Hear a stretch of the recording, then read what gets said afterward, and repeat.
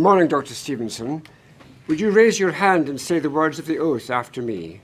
I swear by Almighty God Almighty God, that I will tell the truth, I will tell the truth, the whole truth, the whole truth, and nothing but the truth. and nothing but the truth. Thank you. Ms. Thompson. Good morning, Dr. Stevenson. Is your full name Richard Stevenson? It's Richard John Stevenson. Richard John Stevenson, and you are a consultant in emergency medicine at Glasgow Royal Infirmary. Yes, that's correct. You're also lead medical advisor to Police Scotland. Yes. Doctor, in front of you there is a blue folder, and if you open that up, you'll see that it contains a copy of a statement that you gave to the inquiry. That's reference SBPI 00390. We'll maybe bring that up on the screen just for a moment. Do we see from the front page of the statement that it was taken both at the Royal Infirmary and on Teams during the 8th of September and the 14th of September of this year? Yes. If we scroll to the very end of the statement, please. It's 37 pages long. Do we see that you signed the statement?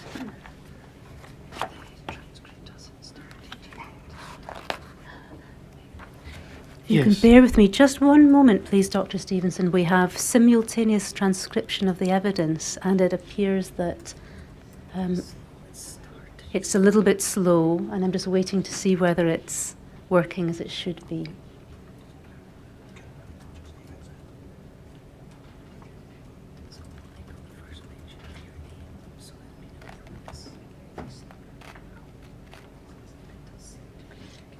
It seems to be catching up with us, Doctor. I can see words appearing on the screen. Let's just wait a moment and check that all is well.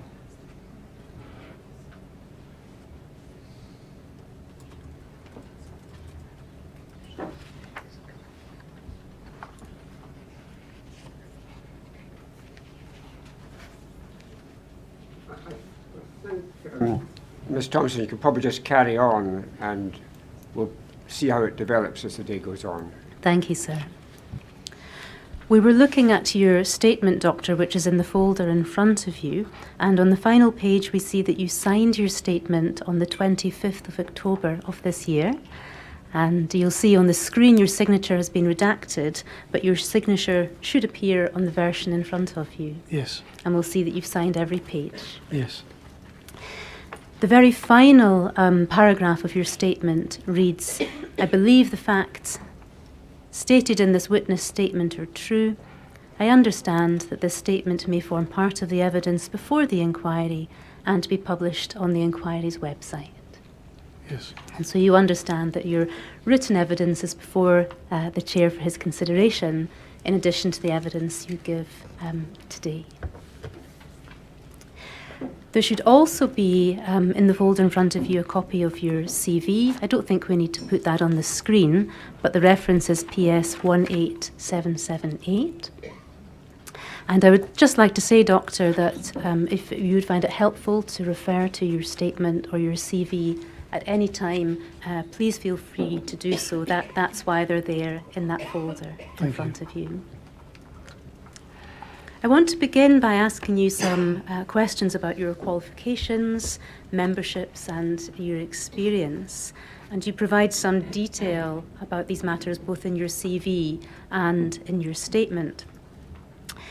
From your statement and your CV, should we understand that you have a Bachelor of Medical Sciences degree in Forensic Medicine and that you graduated with that degree in 1997? Yes. And that was from Dundee University. That's right. That you also have a Bachelor of Medicine and Surgery, that's the MBCHB, again from Dundee, and that you graduated in 1999. Yes. That since then you have achieved a Diploma in Forensic Medical Science from the Royal Society of Apothecaries, and that was in 2006. Mm-hmm. And you also have a Diploma in Medical Toxicology from the University of Cardiff, and you achieved that in 2008. Yes. So far as your memberships are concerned, you are a member of the Royal College of Physicians in Edinburgh. Yes. You're also a member of the Faculty of Forensic and Legal Medicine. and a Fellow of the Royal College of Emergency Medicine. Yes. Thank you. You explain in your statement that when you were a junior doctor, you were a police surgeon for around 2 years. Yes, that's right. What did that work involve? It was care for the prisoners that were in detention by the police, and also attending things like suspicious deaths in the community, taking blood samples for drink driving, and sexual assault examinations. And with the exception of that 2-year period, am I right to understand that you've worked in an emergency department since 2003? Yes. And you have been a consultant in emergency medicine since 2014? Yes. Day to day, what does your work as a consultant involve? If we're on the shop floor, the consultant is in charge of the staff that are there for that shift. We make sure that people are being appropriately seen in the time when they should be seen. The blood results or x-rays are being followed up and chased up if there's delays. And you may be in charge of the resus team, where you are there to run the resus team for people that come in very, very unwell. And this is at Glasgow Royal Infirmary? Yes. How many consultants are on duty in A&E at any given point? 4. 4. How many doctors would be on duty? Probably about 14. And how many nursing staff? I would say at least 12. And are you able to give us an indication of how many patients the department might see on a shift? So through a 24-hour period, we'd see probably around about 240 patients. 240 in 24 hours? Yes. Doctor, you also explain in your statement that you are a special constable with British Transport Police. Yes. And have been so since 2013. Can you tell us a little about what that role involves? It's a voluntary role, and you have the same powers as a warranted police officer does, and you basically get neighboured up or paired up with another officer, and then you're tasked to either go to particular train stations to check them for trouble, or you may be on mobile response, or you may be on prisoner watch duties, or going out and doing tasks such as delivering a warrant. How often do you do this? Probably about once every fortnight. How long would a shift be? 10 to 11 hours long. You mentioned that you have the same powers as a constable when you're on duty. Am I right to understand that you would also wear the same uniform? Yes, it's exactly the same, yeah. So a member of the public, would they be able to tell that you were a special constable rather than an employed police constable? Only if you told them the uniform is identical to that worn by full-time police officers. Do you also carry the same equipment as full-time officers? Yes, so baton, cuffs, powder spray, and other small bits of equipment. Do you have to undergo the same training as British Transport Police officers? Yes, yes. Would that include officer or operational safety training? Yes, every year. When you say every year, is that an annual refresher that you have Yes. to do every year? Yeah. When you first became a special constable 10 years ago, was there the equivalent of probationer training, something of that sort? Yes, there was. Would that have included OST, as I think it's known for short, as well? It did, yes. And there's an annual refresher, as you say. Every year, yes. And when was your last refresher in operational safety training? December 2022. So you'll be due another one In for the next Christmas. week, yeah.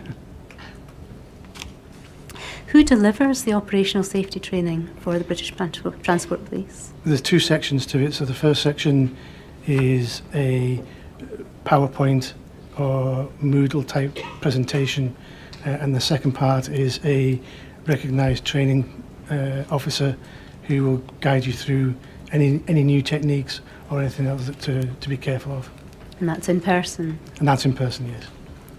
Do you recall how long your initial training lasted for? For the OST, or Yes, for the OST. it was about a whole day. Yeah, but the refresher is much shorter.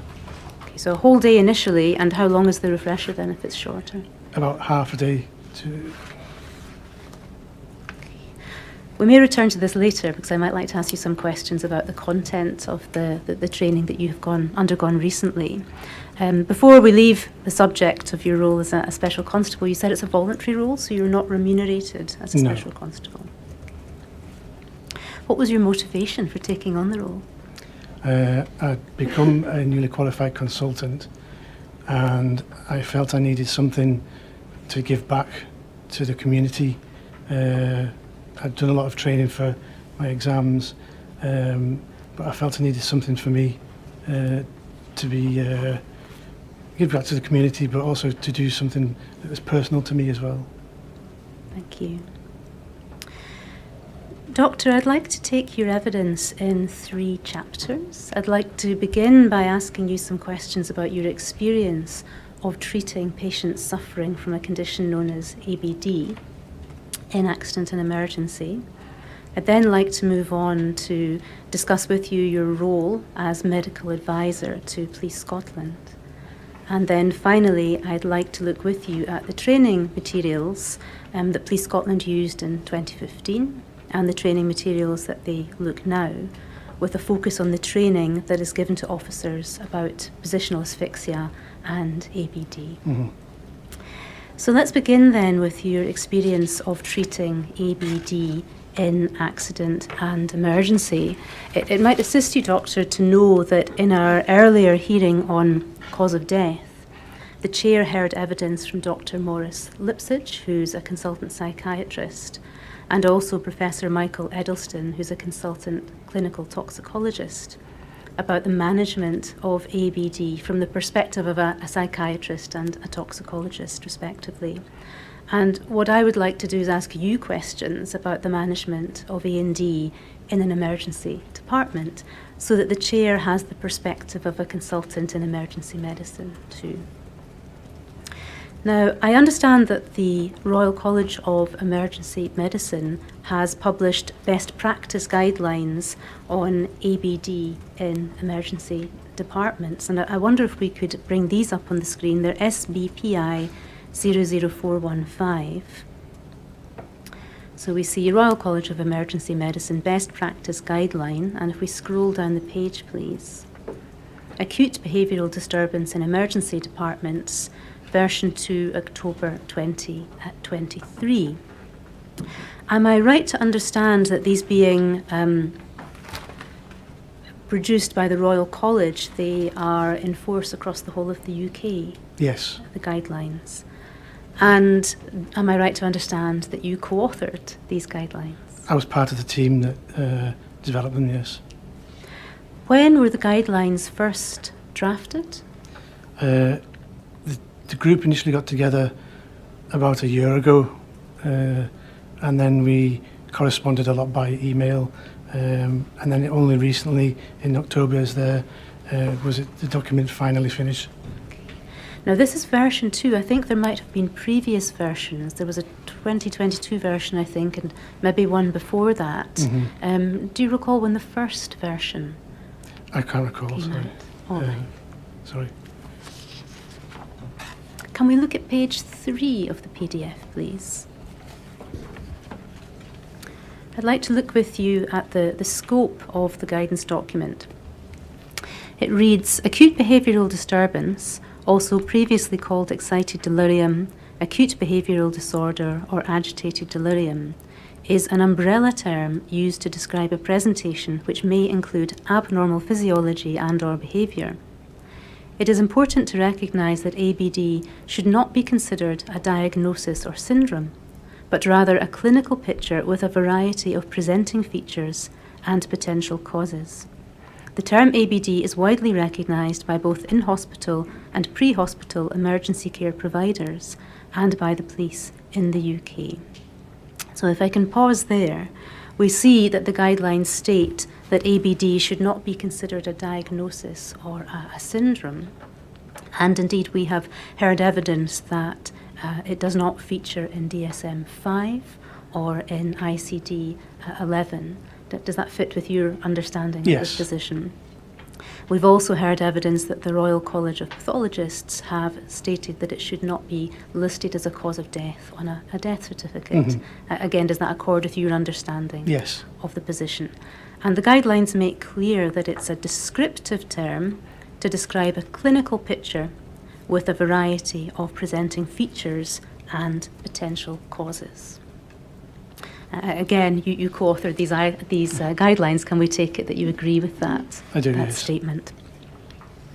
Now, there are sections in the guideline on the presenting features and the causes. However, we have heard extensive evidence about presenting features and causes as part of the cause of death hearing, so I won't take you to those sections, although the guidelines are available for consideration by the chair.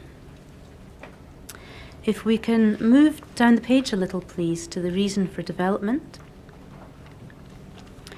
ABD patients pose a significant management challenge in the ED, that's just the emergency department, is That's that right. Yes. when their behavioural disturbance may put them and or those around them at risk of physical injury, particularly when they have potentially life-threatening pathophysiology, such as a hyperadrenergic reaction, metabolic acidosis, or cardiotoxicity. This guideline has been written to support the emergency care of a patient with ABD whose presentation may affect the clinician's ability to ensure that the patient, staff and others are safe and to achieve appropriate clinical investigations and management. So the background here is a recognition that patients with ABD present a, I quote, management challenge in an emergency department. Would that be fair? Very fair, yes. Very fair. And that they can present risks both to themselves and to others at a time when their own condition may be life-threatening. That's correct, yes. And it was against that background that these guidelines on best practice of the management of a patient with ABD in an emergency department were written. That's right. I wonder if we can look briefly at your inquiry statement again, please.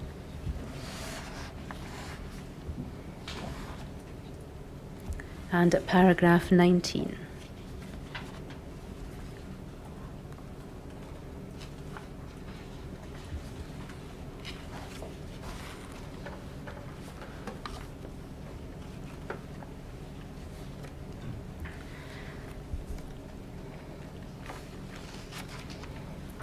At this point in your statement, you have recounted an experience that you had with an individual suffering from ABD back in 2014 or 2015, and you were asked if you'd encountered any more individuals suffering from the condition since.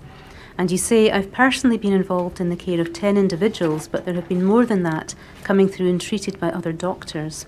It's not something we're dealing with in the emergency department every week, maybe every fortnight. I wrote a guideline on how to recognise it, how to treat it, involving safety of staff and patient. The guideline also included treatment medications, those that work and those that don't.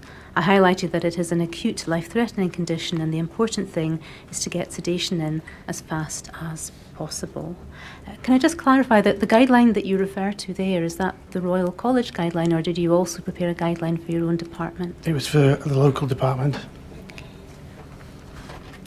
So you explain at paragraph 19 that you've been involved in the care of about 10 patients suffering from ABD over the last 10 years, but that your department sees a case every fortnight.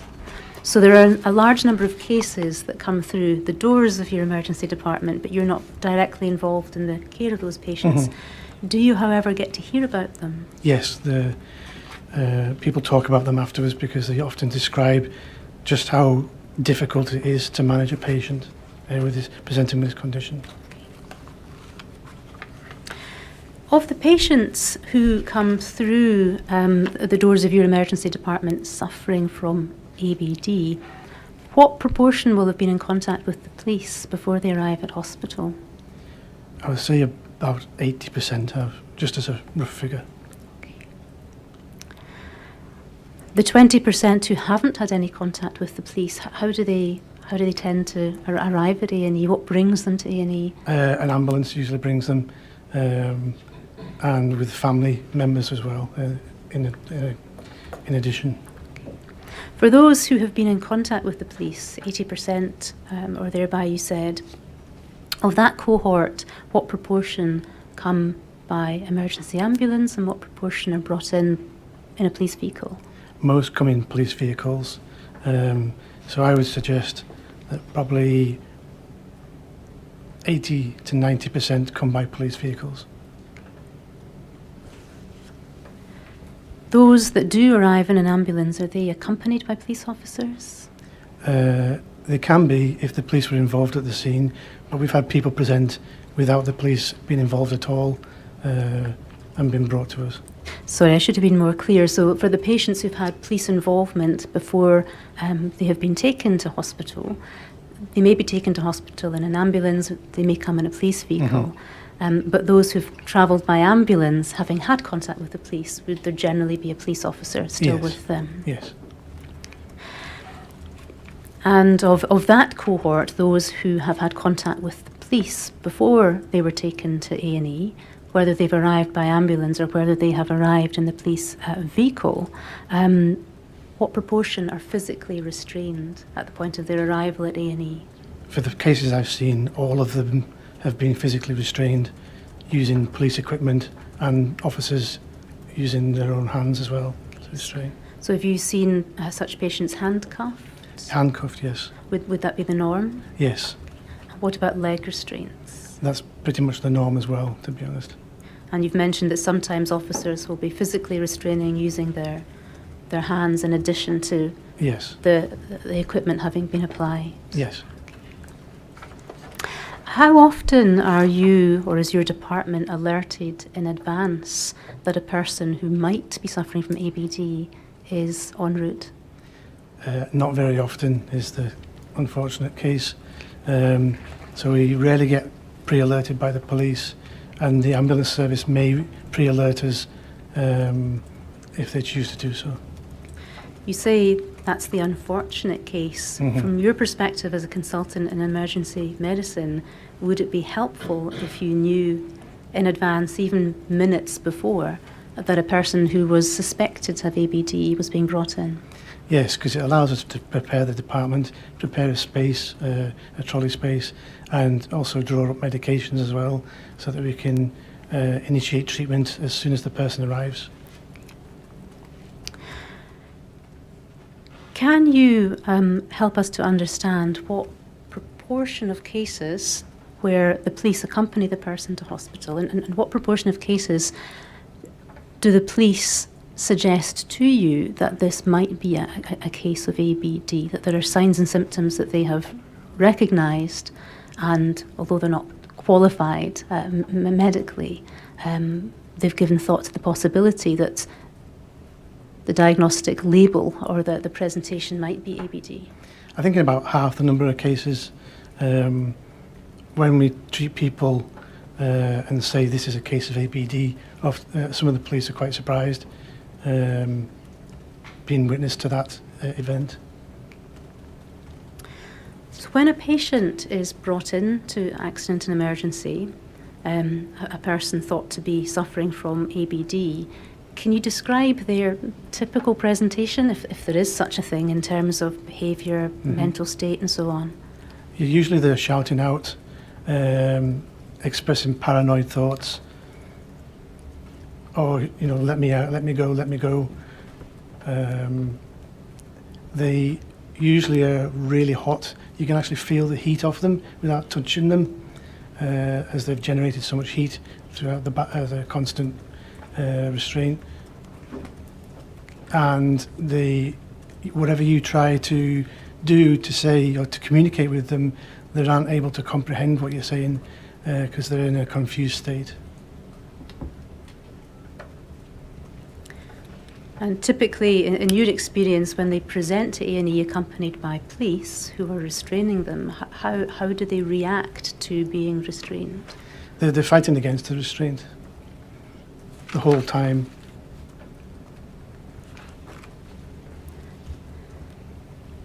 As a doctor, what sort of impression or impact does it have on you to see a person presenting in that way? Yeah, it's great. No, I know that some of my staff have said openly that they're quite frightened of what's going on. And all of us say, you know, that was a really bad one just recently, meaning that it was a really severe case that probably didn't respond well to sedation. So we generally talk amongst ourselves just to say how severe the case was. So it can be a frightening experience even for a qualified doctor. Yeah, oh yeah. Where within your department will you take a person who's suffering or may be suffering from ABD? So we will inevitably take them to the resuscitation room. What's the purpose of taking them to the resuscitation room as opposed to another area within your department? The resus room has more space around each trolley for you to work with your patient. It has a certain set of drugs which are kept in the resus room, not just sedation drugs but other cardiac drugs, respiratory drugs, etc. And it has it all in the one place, so we know we can quickly access it if we need to. Now, before you approach a patient who's presenting in the way that you've described, do you have to assess the risks? Yes, absolutely. Would that be risks to the patient and risks to staff as well? Yes. How do you go about doing that? So first of all, we speak to the officer. It may not be a sergeant, but there may be a lead officer that's been in charge of the presentation, and we will ask for a background as to what was going on. We'll be looking at looking at the patient. Are they targeting staff or trying to target staff? Are they thrusting about, trying to kick, trying to punch, or roll off the trolley onto the floor? So that's what we do. So it's a combination of your own observations and obtaining a history from whoever has accompanied the patient into the hospital. Yeah. Can we go back to the guidelines, please?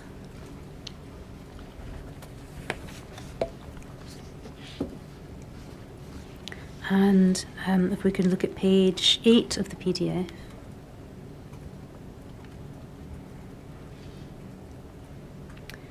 That's perfect. There's a section headed Managing Risk to the Patient, and I wonder if we can look at that together. Patients experiencing ABD may lose their ability to interact with their environment safely, and their perception of risk may appear non-existent. Patients who are agitated or fearful may or may not react with aggression to others. However, they are likely to react in such a way as to put themselves at risk, especially while attempting to escape a perceived risk, their perception of which may be increased if restraint is applied. Patients presenting with severe ABD are likely to lack mental capacity, which should be formally assessed and documented, to make treatment decisions and may require emergency treatment under appropriate legislation. This may include restraint to allow treatment. Any interventions must be using the least restrictive intervention possible and should be applied for the shortest duration possible. Verbal de-escalation should always be attempted. If safe and available, friends and family may be able to assist. Advice on verbal de-escalation is found in section 3. Ensure the patient's environment is safe, quiet, with a minimum of distractions. If they are to be contained within an area of the department, e.g. to minimise the risk to other patients, ensure that this is minimally restrictive. Physical observations and investigation should take place at the earliest safe opportunity. Often this may only be after verbal environmental de-escalation or sedation. I wanted to ask you just a few questions about this. So the risk assessment guideline anticipates that patients presenting with severe ABD are likely to lack mental capacity and so lack the capacity to give consent to treatment. What does a doctor do in that situation? So we would, in the initial phase, we would treat under common law to try and save the person's life. But we would also, once the dust is settled, put Adults with Incapacity Act form in, which allows us then to treat individuals who are delirious for whatever cause and won't be able to understand why they need certain treatments. Some people detain them under the Mental Health Act as well to keep them within the hospital physically.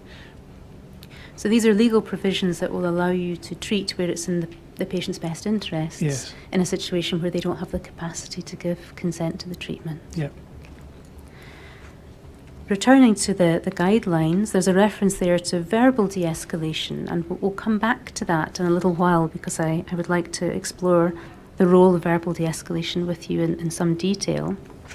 But beneath the reference to verbal de-escalation, the guidelines say ensure the patient's environment is safe, quiet, and with a minimum of distractions.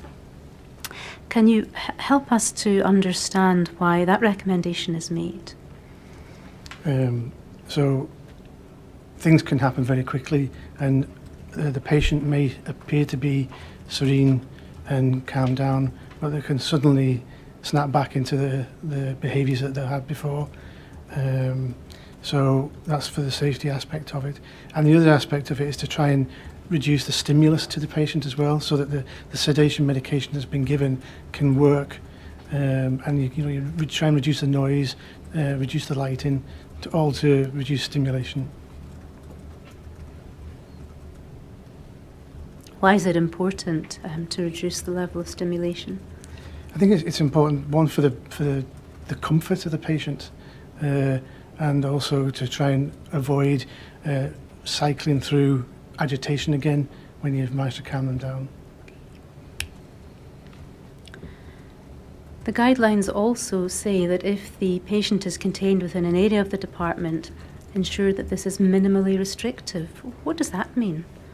So we don't use formal restraints in the NHS, and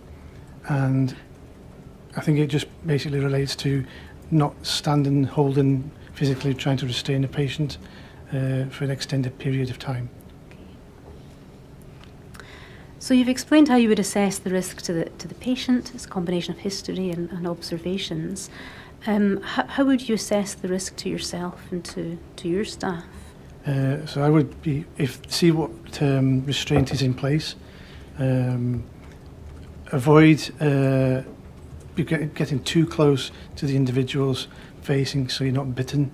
And if they're not restrained by the police and they've been brought in by the ambulance service, we have to make sure that we're not going to get punched or kicked, and try and avoid those injuries.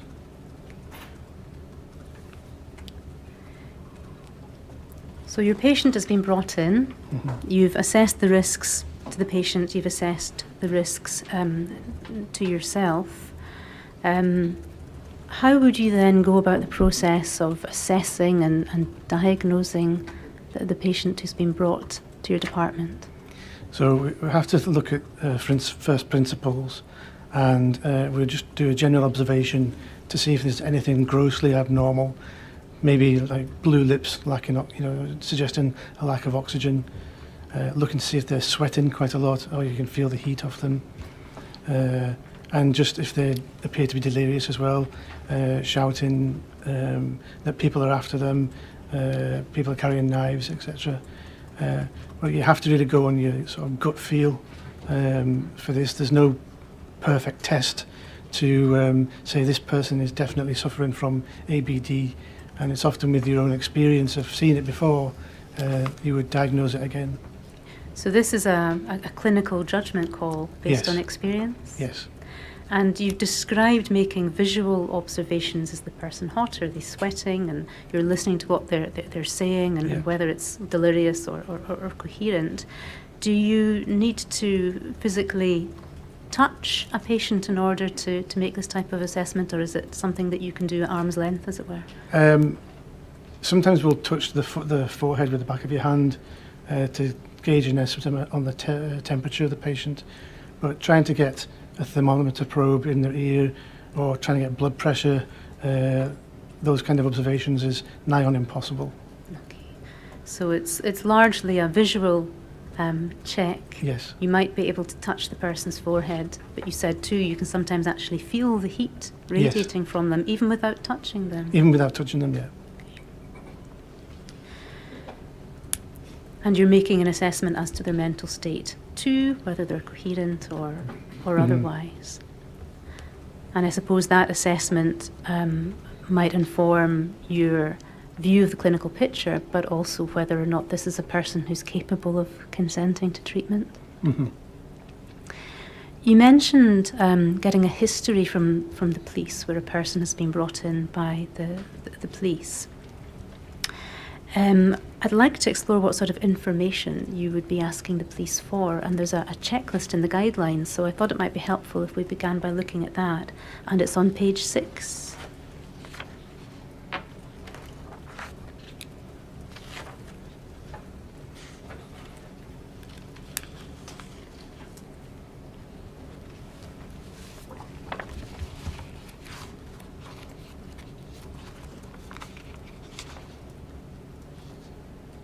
Sorry, if we can scroll to the bottom of that page, it's the bottom paragraph.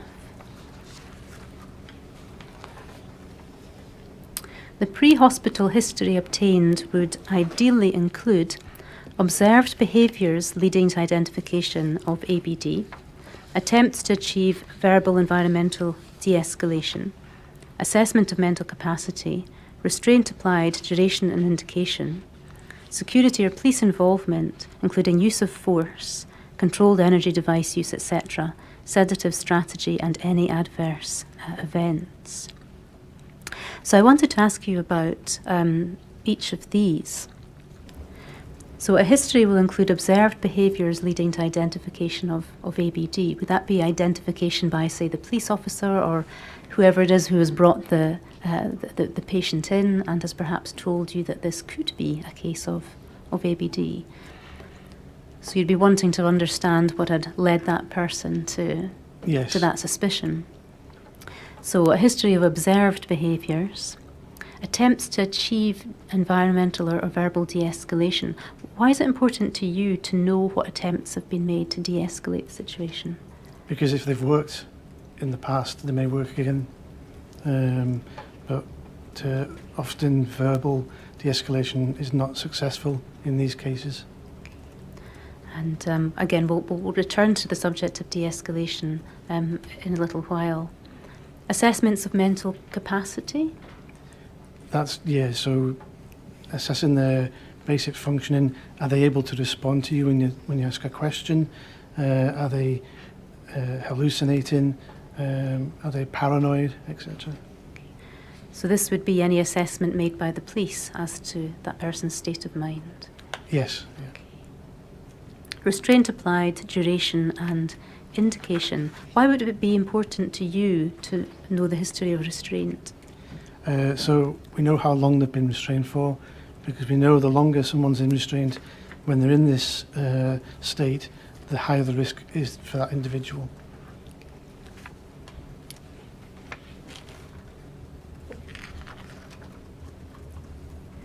Security or police involvement, including use of force, controlled energy device use, etc. Why is it important to you to know whether there has been security or police involvement and whether force has been used? It's indicated if you're using controlled energy devices, then that shows a significant rise in the level of force that's being used to subdue the individual. And that's just basically so that we know that they've had an electric shock via that conduction weapon. Would it also be helpful to you to know whether the person has been physically restrained on the ground, for example? Yes, and whether they were able to be restrained without handcuffs or with handcuffs and with leg straps. Okay. So would you want to know then if handcuffs had been applied? Yes. If leg restraints had been applied? I mean, that's Yes. obviously in the situation if they were no longer applied by the time the person reached A&E. Would you want to know if the person had been sprayed with CS or PAVA spray? Yes. Would you want to know if they'd been struck with a baton? Yes, absolutely. Okay. Yeah. And would you want to know where on the body they had been struck? Yes. And for example, if they'd been struck to the head with a baton, would you want to know that? Absolutely, because a baton strike to the head could be responsible for causing a significant head injury. Would you want to know if the person had been brought to the ground and restrained on the ground?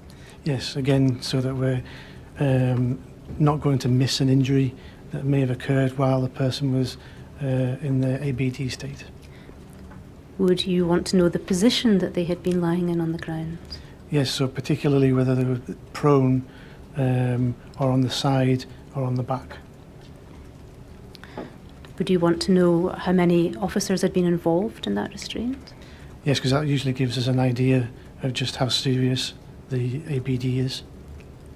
Would you want to know how long they had been on the ground in whatever position they had been in? Yes, again, the longer the person is in ABD as an entity, the worse, the more serious it gets, and we may need to change our approach to the management.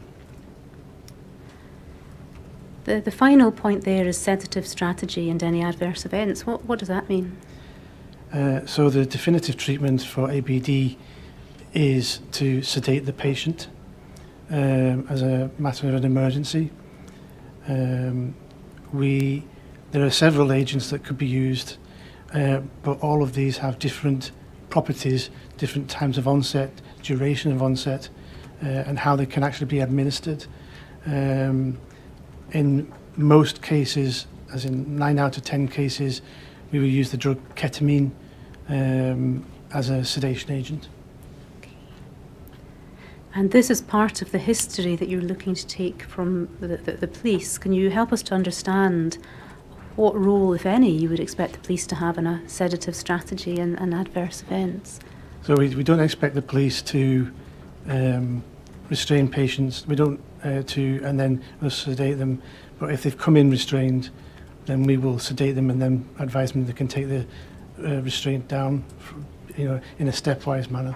Okay. So what information is it that you would be looking to obtain from the police here? This is under the heading of pre-hospital history. Would the police have anything to contribute in your experience in relation to that's relevant to your sedative strategy?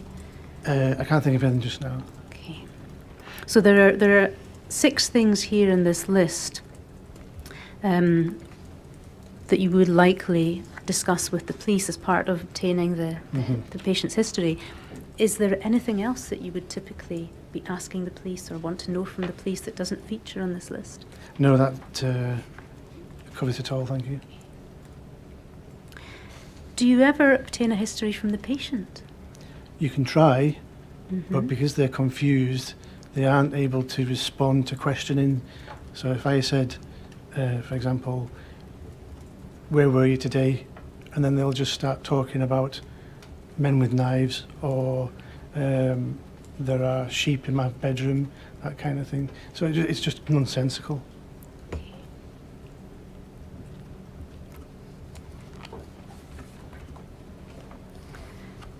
Is it your practice to make an attempt to communicate with a person who's suffering from ABD? Yes, absolutely. We do try. We try and de-escalate, but often it's unsuccessful at that stage. But also from a humanity aspect, we try and talk to them calmly, try and explain what's going on, saying, ask them to stop resisting if they can. And when you make that approach, you say that you'll talk calmly. What sort of tone of voice would you use? Quite a soft tone of voice, and we will go quite near to the patient as well, near to their ear. Much more than a whisper, but not much more than that. Certainly not shouting, stop fighting, stop, resisting. We would be saying along the lines of, we're going to get you better. You will feel better very quickly. We're just going to give you something to make you a bit sleepy, just in common language. Okay. So common language, and you've described reassuring the patient, telling them that you're going to make them feel better. Yep. And you'll give them something. Yes.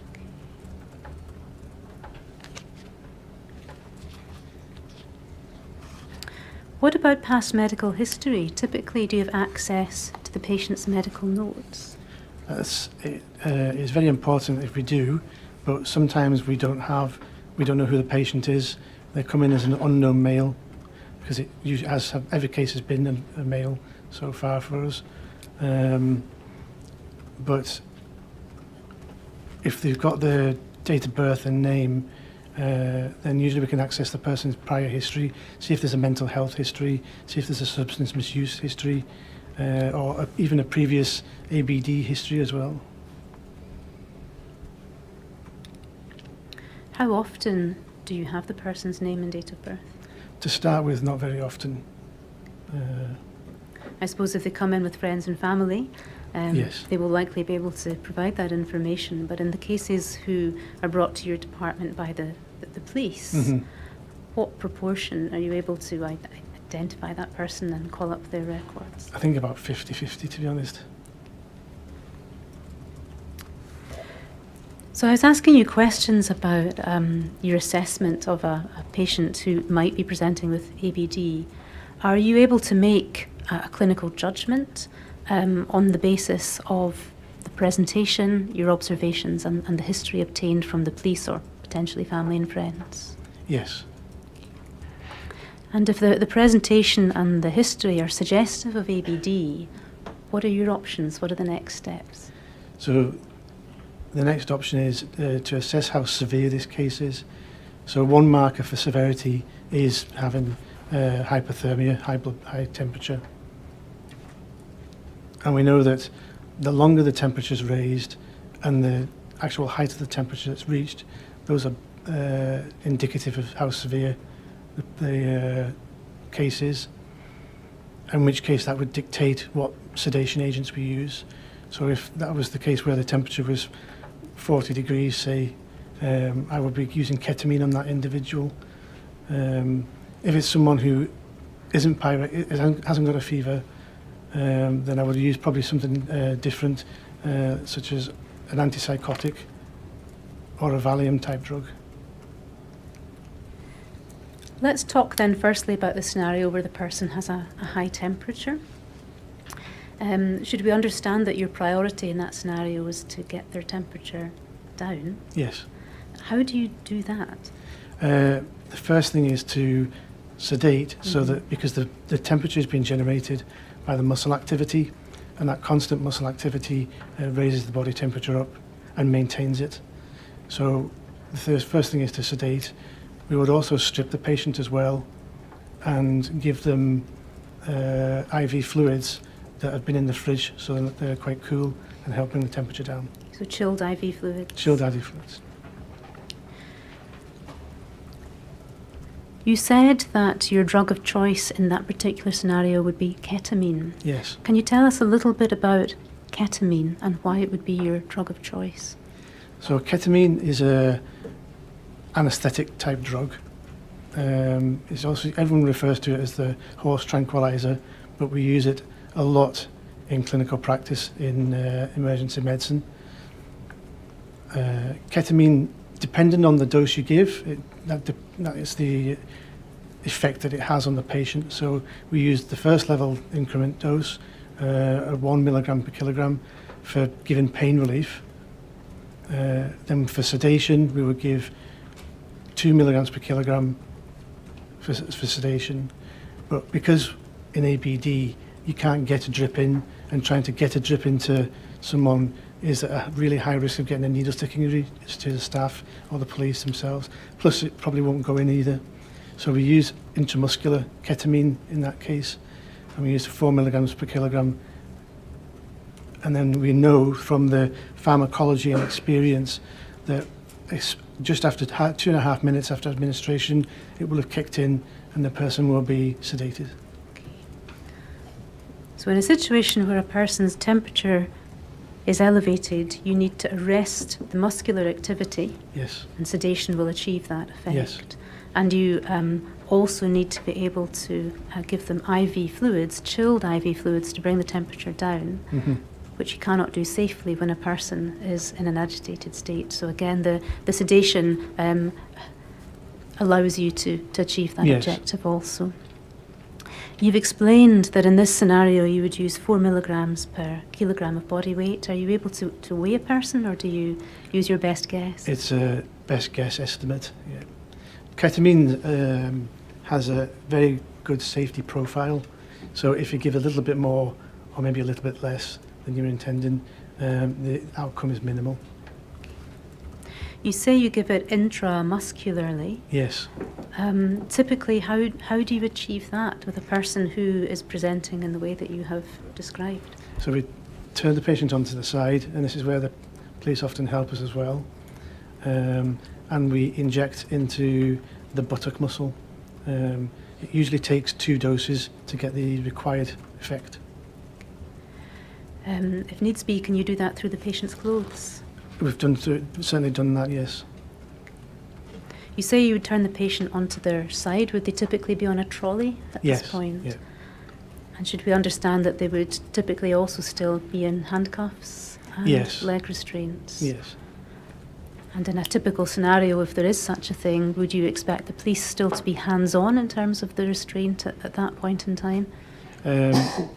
What we've found in practice is that if you don't touch them as much as possible, then that avoids stimulating them and making them more agitated again. So we generally ask the police to step back once we've given the ketamine and just let it take its course, and hopefully then the patient will be sedated. And typically, do you need assistance from the police to give the person the ketamine injection? Yes, only by holding the patient. It will be medical staff that administer it. In the scenario that you're describing in a resus room in accident and emergency, how many medical staff are likely going to be involved? For that case, there'll be 1 junior doctor, one registrar, and probably a consultant as well. And then you'll have 2 nurses present.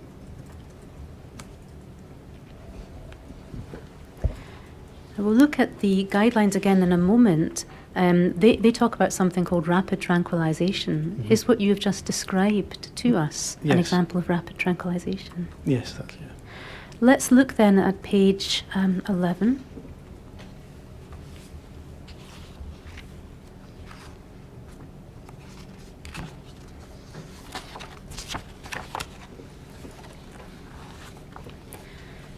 Rapid tranquilization, sedation. If we look at the second paragraph down, rapid tranquilization in ABD is important to prevent further sympathetic overstimulation and excessive muscular activity from causing a metabolic storm and subsequent cardiovascular collapse. Rapid tranquilization can also prevent the patient from causing physical harm to themselves or others and facilitate investigations and treatments. The use of rapid tranquilizations for more severe ABD presentations is associated with reduced mortality. And on page 12, please.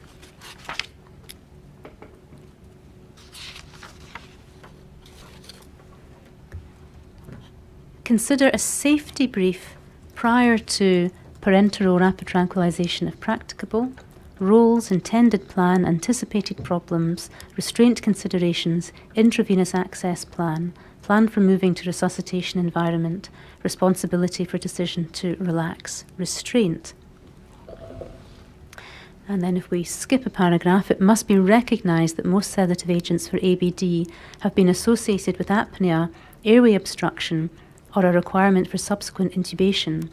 While haloperidol has fewer cases of adverse drug events, it has also been associated with fewer cases of successful rapid tranquilization, and post-haloperidol apnea has been documented. The practitioner delivering rapid tranquilization must be capable of managing these complications if they arise. Care of the patient presenting with ABD should be provided by a senior emergency medicine practitioner, and early critical care support should be considered. So I'd like to ask you some questions about this part of the guideline. If we scroll back up a little, please. The guideline suggests that doctors should consider a safety brief prior to the rapid tranquilization if practicable. What would be the purpose of this safety brief? It's to reduce the risk of harm to the patient or harm to the staff that are dealing with the problem. Can we look at each of the bullet points in turn? Where it says roles, what does the guidance envisage here? If I was present, then I would say I'm in charge, and I would direct the team. The other roles would be things like the nursing roles, who is going to be responsible for getting the drugs and drawing the drugs up to us, and which nurse is going to be attempting to try and get a set of vitals off the patient. And then probably a junior doctor as well, not for immediate intervention, but once we've got the person sedated, then we can look at getting IV access, getting bloods off, and doing an ECG. And we'll come on to talk about the management after they've been sedated very shortly. Intended plan, what's that a reference to? That's often, we've got a case of ABD and we need to give ketamine, and is everyone happy with that?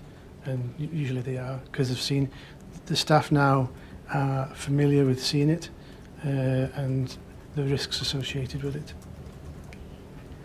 Anticipated problems, what problems might you anticipate? So with ketamine, because we are using a big dose of ketamine, ketamine can put you under a general anaesthesia, and then you will lose your airway.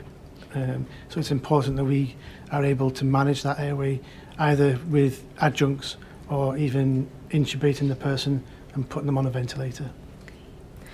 Is that why it says a little bit further down in the paragraph we looked at a moment ago, that it must be recognised that most sedative agents for ABD have been associated with apnea, airway obstruction, or a requirement for subsequent intubation? Yes. And the guidelines do also say that the practitioner delivering rapid tranquilization must be capable of managing these complications if they arise. Care of the patient presenting with ABD should be provided by a senior emergency medical practitioner, and early critical care support should be considered. So the guidelines are calling for a level of seniority, and you described probably 3 doctors, I think, being involved. The most senior would be at what grade? Most senior will be consultant. Consultant, yes. And a registrar and a junior doctor to provide support. Yes. And early critical care support should be considered. What's meant by critical care support there? That's intensive care doctors. So we can call on them to come down to resus and assist us if you've given sedation and it's not working particularly well, then we have to move down to the second line agent and give an emergency anaesthetic, and they can help us with that, either by maintaining the airway or administering a potent set of medications. Okay. And the ABD cases that you have personally treated, have you ever had to do that?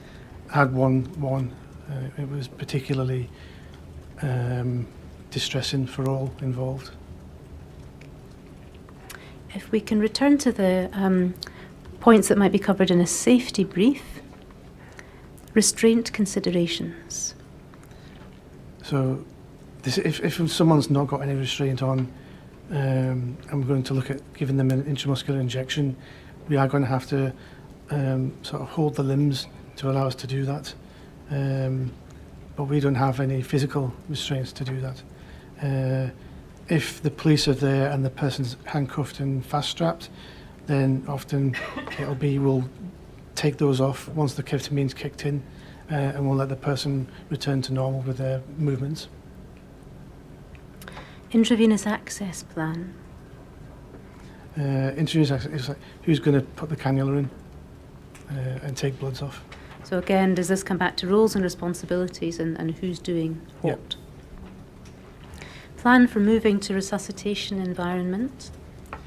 We always treat in resuscitation anyway. We don't have it anywhere. We don't have patients elsewhere in the department due to patient safety and the wider patient safety, and also because if it does go wrong, then you need to be able to intubate and ventilate that patient, and that's only done in resus. Responsibility for decision to relax restraint. So that would usually be the doctor in charge. So myself, I usually say to the police, I can advise you now you can take the restraints off if you so wish. Ultimately, it's their decision, it's not my decision. But I try and explain to them that it would be better for the patient to take them off.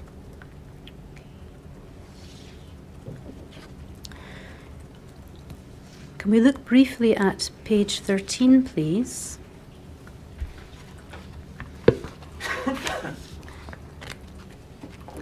You've explained that your drug of choice in a situation where a patient has severe ABD indicated to you by a high temperature would be ketamine. And under the heading ketamine, do we see here, in an emergency department setting, the use of ketamine as a first-line agent for rapid tranquilization in ABD is recommended.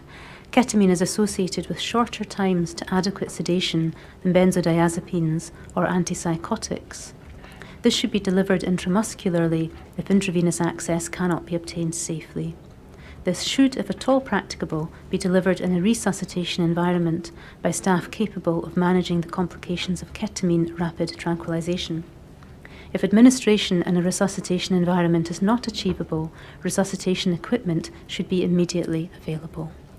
So is that very much what you've just explained to us about the use of ketamine and the need to have resuscitation equipment and suitably trained staff immediately available?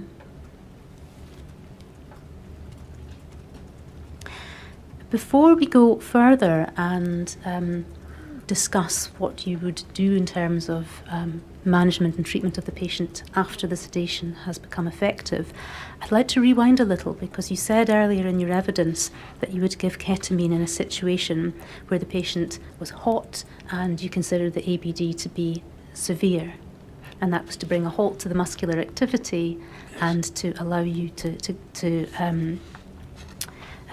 give chilled IV fluids after the person had been sedated. You also said, I think, that if the ABD was less severe, you might go down a different pathway. Can you talk us through that? Yes, so not everybody needs basically put into a dissociative state with ketamine. And if the person, say for example, the person is not with the police, they're not restrained, but they're delirious and they're trying to leave the hospital, or they're falling off the trolley, or they're at general risk themselves, we will administer different drugs which act slightly slower but last slightly longer. And those drugs would be olanzapine and promethazine. And how would you administer those drugs? Intramuscularly. So it's the same process, Yeah. just a different agent. Yes.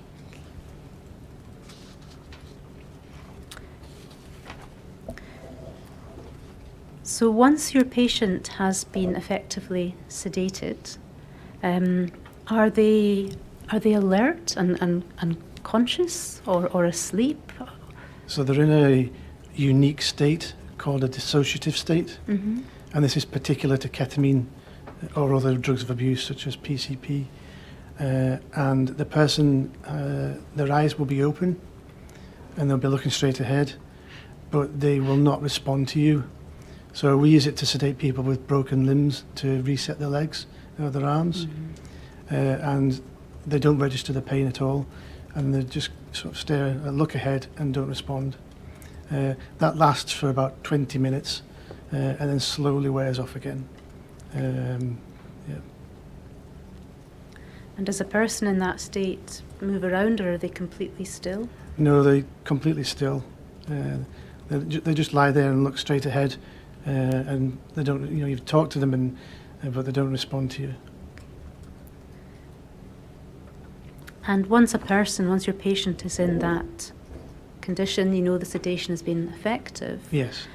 What do you do next? Then we hopefully have got some blood tests back to see what we're dealing with, if anything. We continue with IV fluids to rehydrate them, because they can lose a lot of fluid through the sweating. And then we bring them into hospital, admit them to it depends on the level of sedation. So if they're really sick, or they've been really, to quite a lot amount of sedation, they'll go to a medical HDU setting.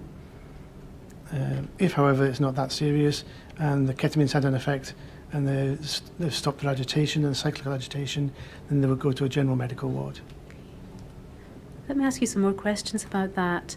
You said you would hope that you might have had some bloods back. Mm-hmm. At what point in the process would you have been able to take a blood sample from the patient? Only after the ketamine's been given and the person has entered that dissociative state.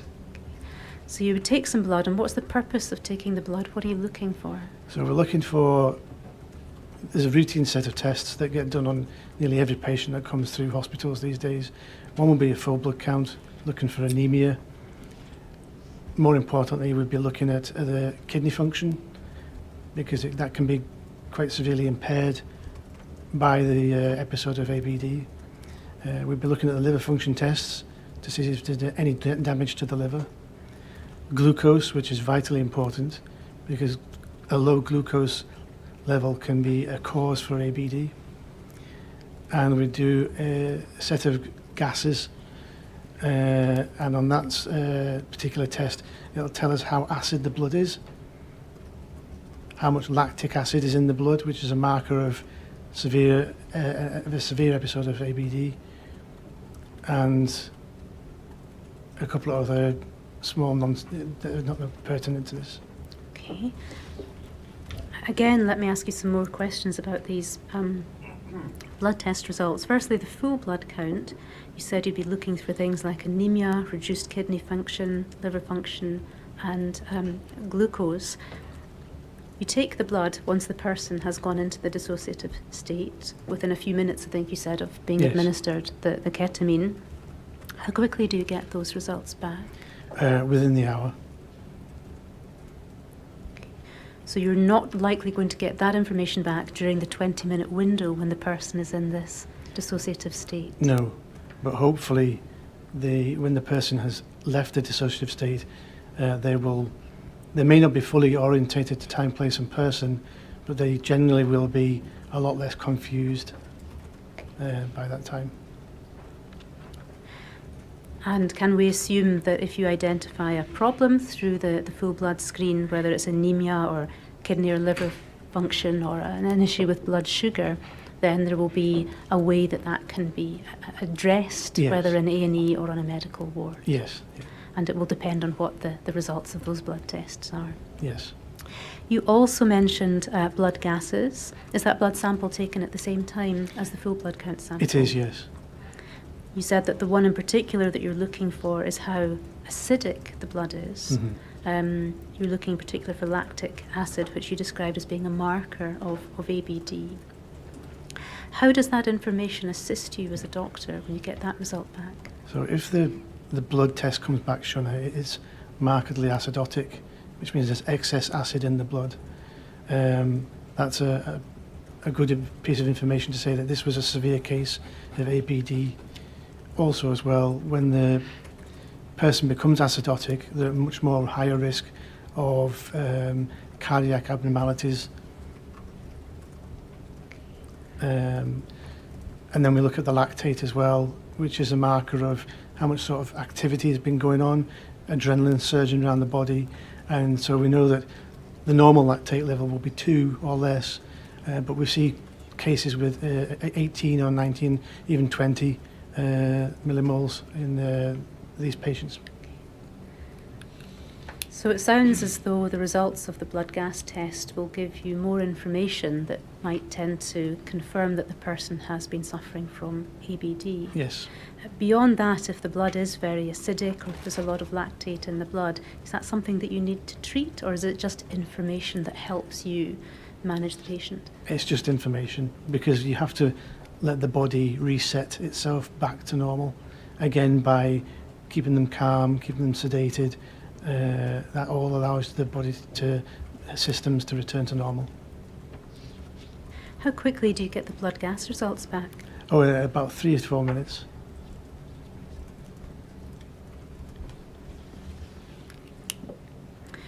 You also said earlier in your evidence that during the period that the person is in a dissociative state after their sedation, you said, I think, you will continue with IV fluids. I just want to be clear at what point you begin the treatment with IV fluids. So as soon as you've got the blood out of the cannula, we then will connect up the fluids at that stage to administer probably 1 to 2 litres of fluid quickly. Okay.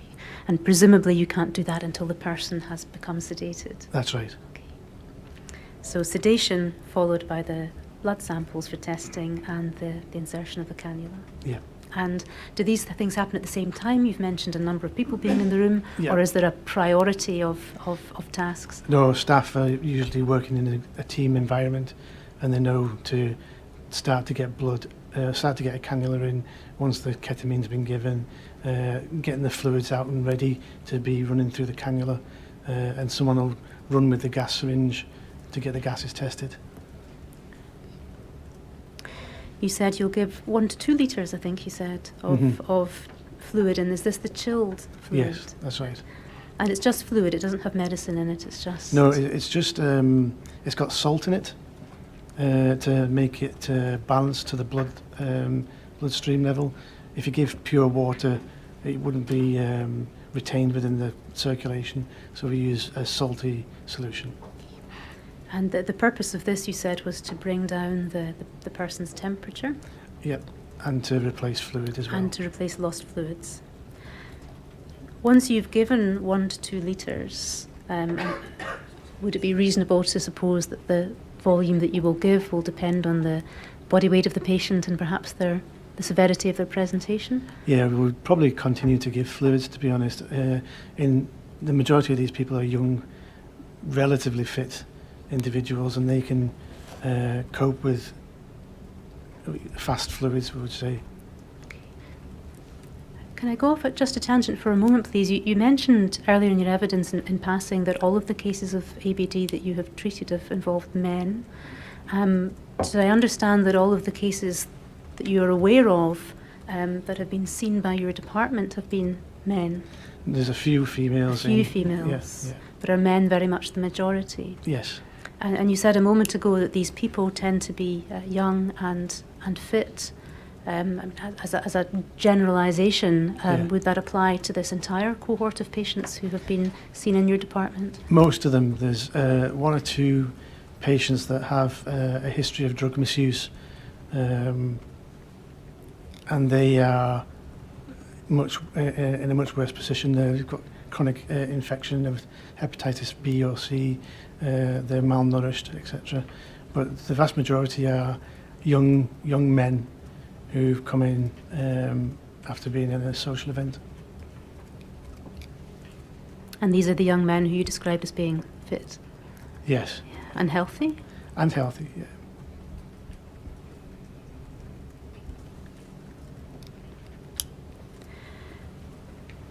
Sorry, we were talking before I was distracted by the demographic there about IV fluids, and you've explained the twin purposes of giving the IV fluids to replace lost fluids and to bring down the body temperature because the fluids have been chilled. Once the person has been sedated and given fluid, are you able to monitor their body temperature in a more accurate way than simply putting the back of your hand against their forehead? Yes, we can measure the temperatures, yeah. And is that something that you do during the time that they're sedated? Absolutely, yeah. Okay. And will that dictate whether you need to give further fluids? Further fluids, or look at other alternatives to try and cooling them down.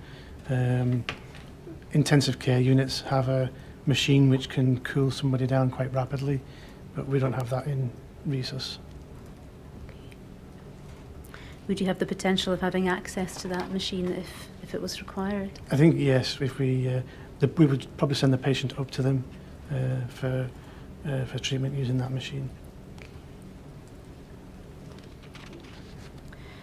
You told us that you would take drugs for gas and for a full blood count. Do you screen for drugs of abuse? No, we don't. The management of people that come in and they have been on drugs, it doesn't make any difference to their management to screen them for drugs of abuse. Plus the fact the tests are they take a long time to get done. They're often not very accurate as well, and they maybe have false positives or false negatives. And that's for the urine tests for drugs of abuse.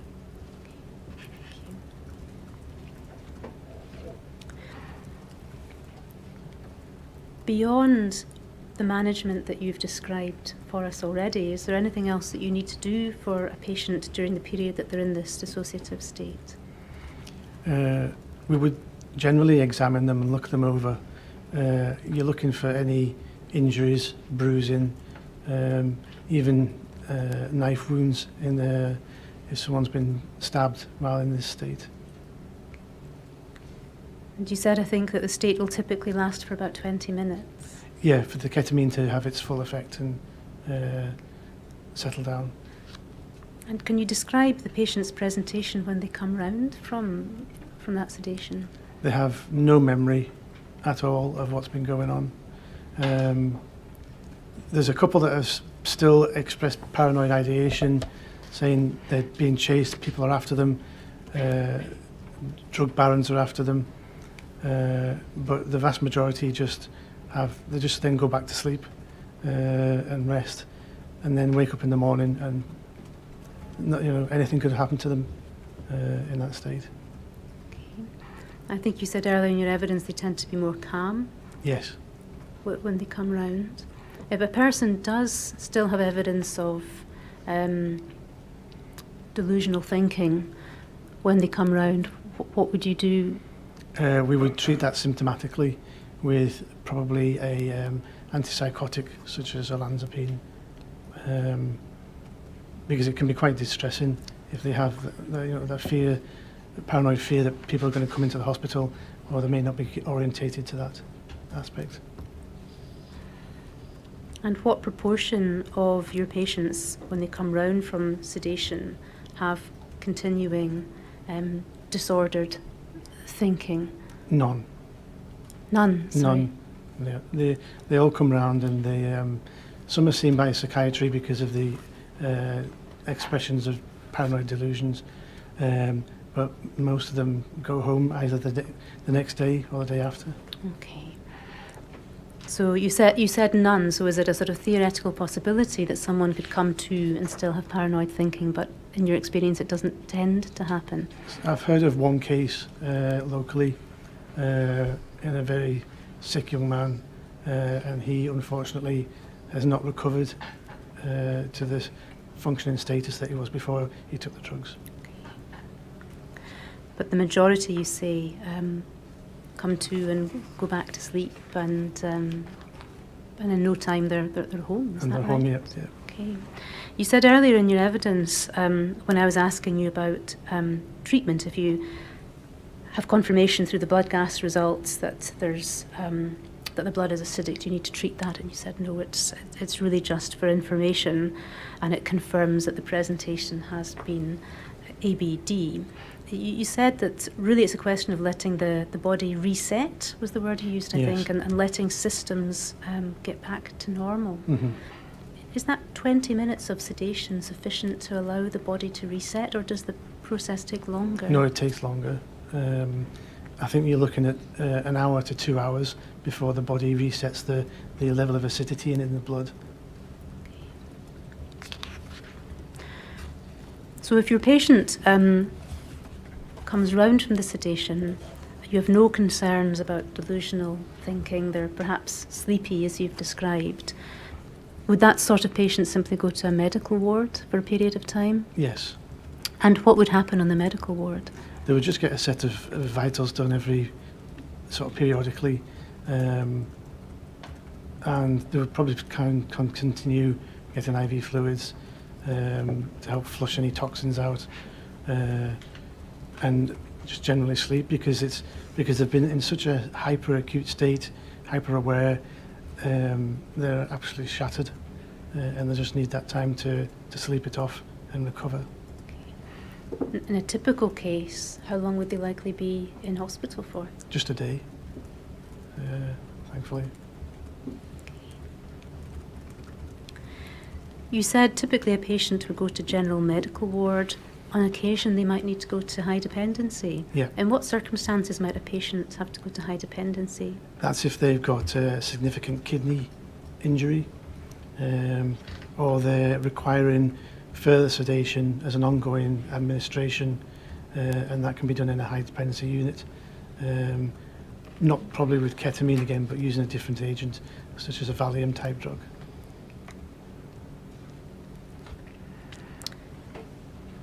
You didn't suggest that a patient might ever be referred to a toxicology ward. We don't have toxicology in the west of Scotland. We don't have a ward, I should say, for toxicology. They do in the east. Yes. Professor Eddleston, who gave evidence at the cause of death hearing, is a consultant at Edinburgh Royal Infirmary, but we should understand that there isn't that facility in Glasgow. And you didn't mention referring a patient onto a psychiatric ward. Is that something that ever happens? It depends on the patient when they come round. If they're still expressing bizarre thoughts or delirium, then they will be referred to liaison psychiatry, which we have in our hospital. But it's usually not much of a problem, to be fair. If the patient would benefit from input from a toxicologist, what would you do? Is there a liaison facility between the east and west of Scotland? Yeah, so we could, first of all, we could access an online database called ToxBase, which, it's great if you know what you're treating. And then if there are issues that we were struggling with, then we can phone ToxBase themselves, and they have an on-call rota. And then we can discuss with the poisons expert on what we should do, or if there's anything different we should be doing. Yes, I think we heard from Professor Eddleston that he is involved in the procedures that you've just described. Doctor, you said that you yourself have treated about 10 cases of ABD, that your department sees maybe one case a fortnight, so that's something like 26 cases a year. Over what period of time? Over the full, say, 9 or 10 years that you've been a consultant? So it only really started becoming an issue when the legal highs came onto the scene on novel psychoactive substances. We never really had an experience of ABD. And then the legal highs came on board, and we were sort of inundated with people with abnormal behaviours. And when was that? That was probably 2015, 2016. Okay. So that would be 8 years ago or thereabouts. And has your department seen one case a fortnight, roughly speaking, over that period of time? Yeah, I would say so, yeah. Okay. So 26 cases per annum over a period of about 8 years.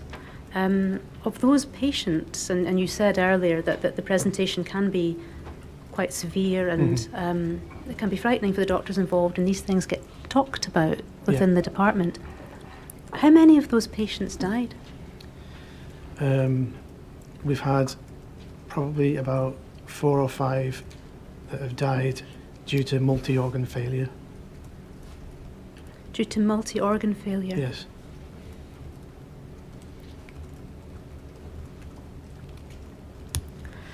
Can you help us to understand the condition that those particular patients would have been in at the point that they arrived at A&E? So they usually come in and they may be aggressive, but there may have been a history of aggression before they came in. And when they come into us, they're lying and they're sometimes not moving at all, but their bodies are rigid. They're extremely hot to the touch. And often we have to just get fluids into them as fast as possible, but their kidneys and liver has usually been severely damaged by the ongoing agitation and high temperature before they come to hospital. And then, even though we try to resuscitate them, they unfortunately don't make it.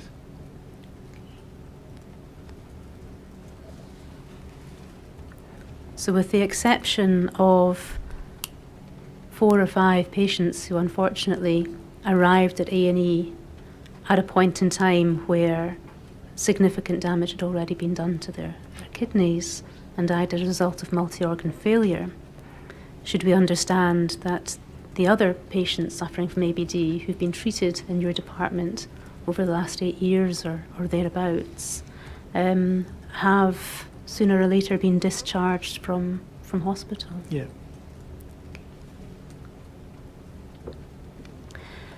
I'm conscious of the time, sir. I'm about to move on to a new topic. I wonder if this would be a convenient point to break.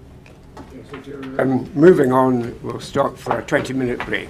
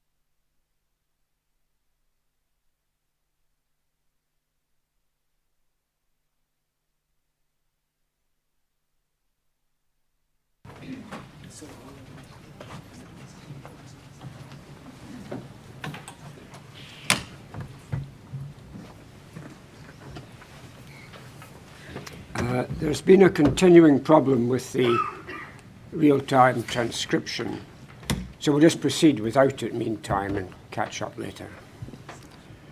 Mr. Thompson. Dr. Stevenson, I said that we would return to the subject of de-escalation, and I understand that the Royal College have something to say about de-escalation in their guidelines, and we'll look at those presently. But before we do so, I'd like to look at a paragraph in your inquiry statement, because I'd like to ask you some questions about it, please. So your inquiry statement is SBPI 00390, and it's paragraph 90, please, 90.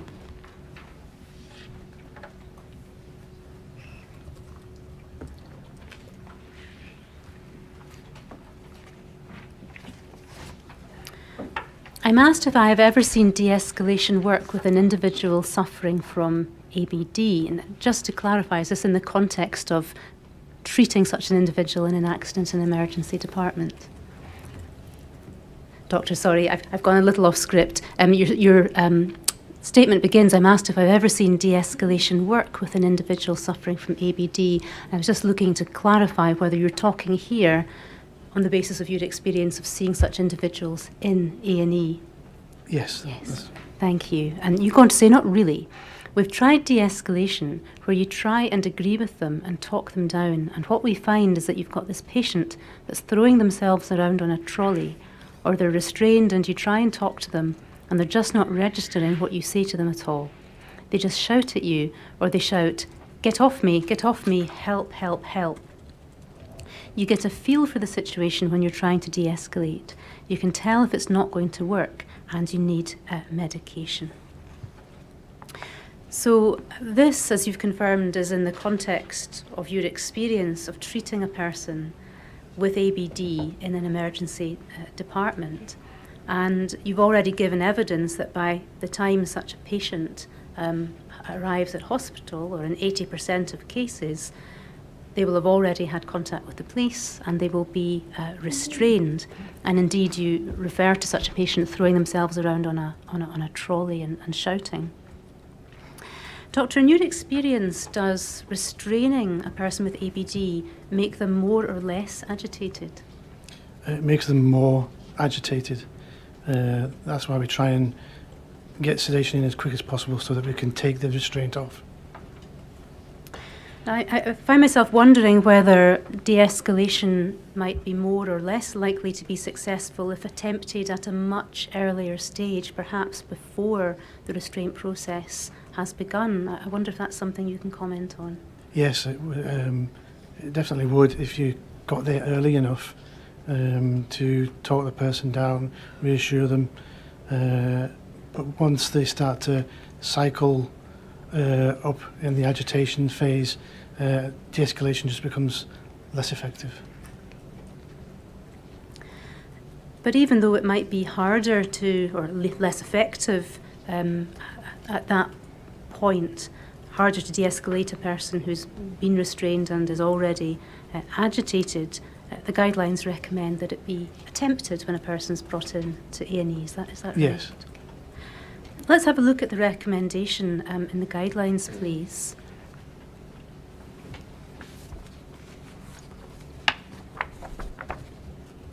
And if we can look briefly at page 2 of the guidelines, which is a summary of the recommendations made.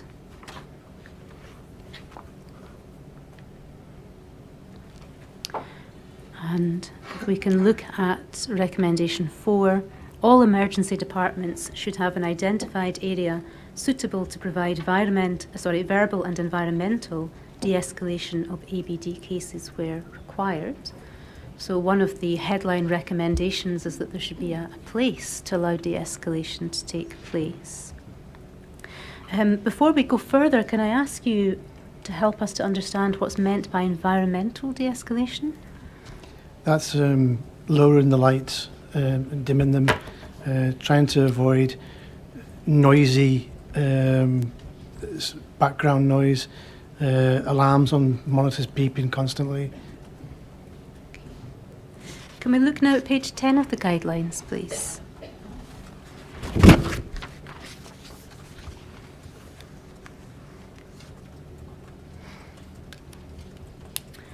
There's quite a lot of information on this page, but what I would like to do, Doctor, is go through it with you. Heading is de-escalation, verbal and environmental de-escalation.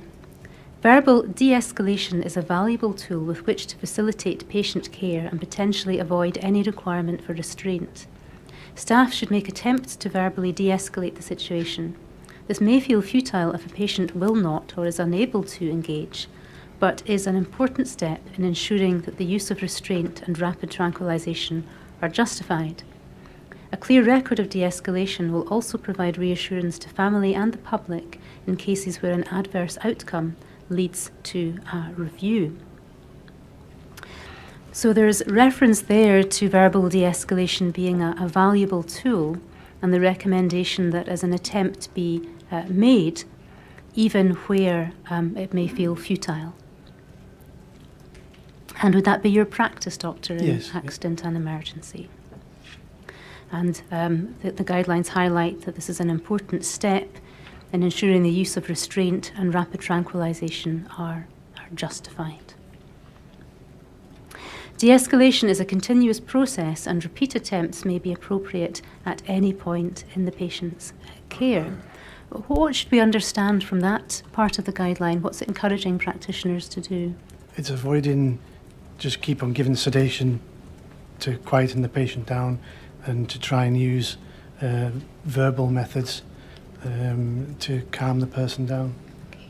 So even if de-escalation hasn't been successful at the outset following the presentation in A&E, there's an encouragement to try it further down the line. Yes. Okay. Let's look at the box that's headed up Domains of De-escalation, and perhaps we can talk through the information in this box together. Respect personal space, identify exits, and stay out of arm's reach. Can you help us to understand what this is saying? This is making sure that you know where the exits are for the room that you're in. Some rooms have 2 doors to allow you to escape.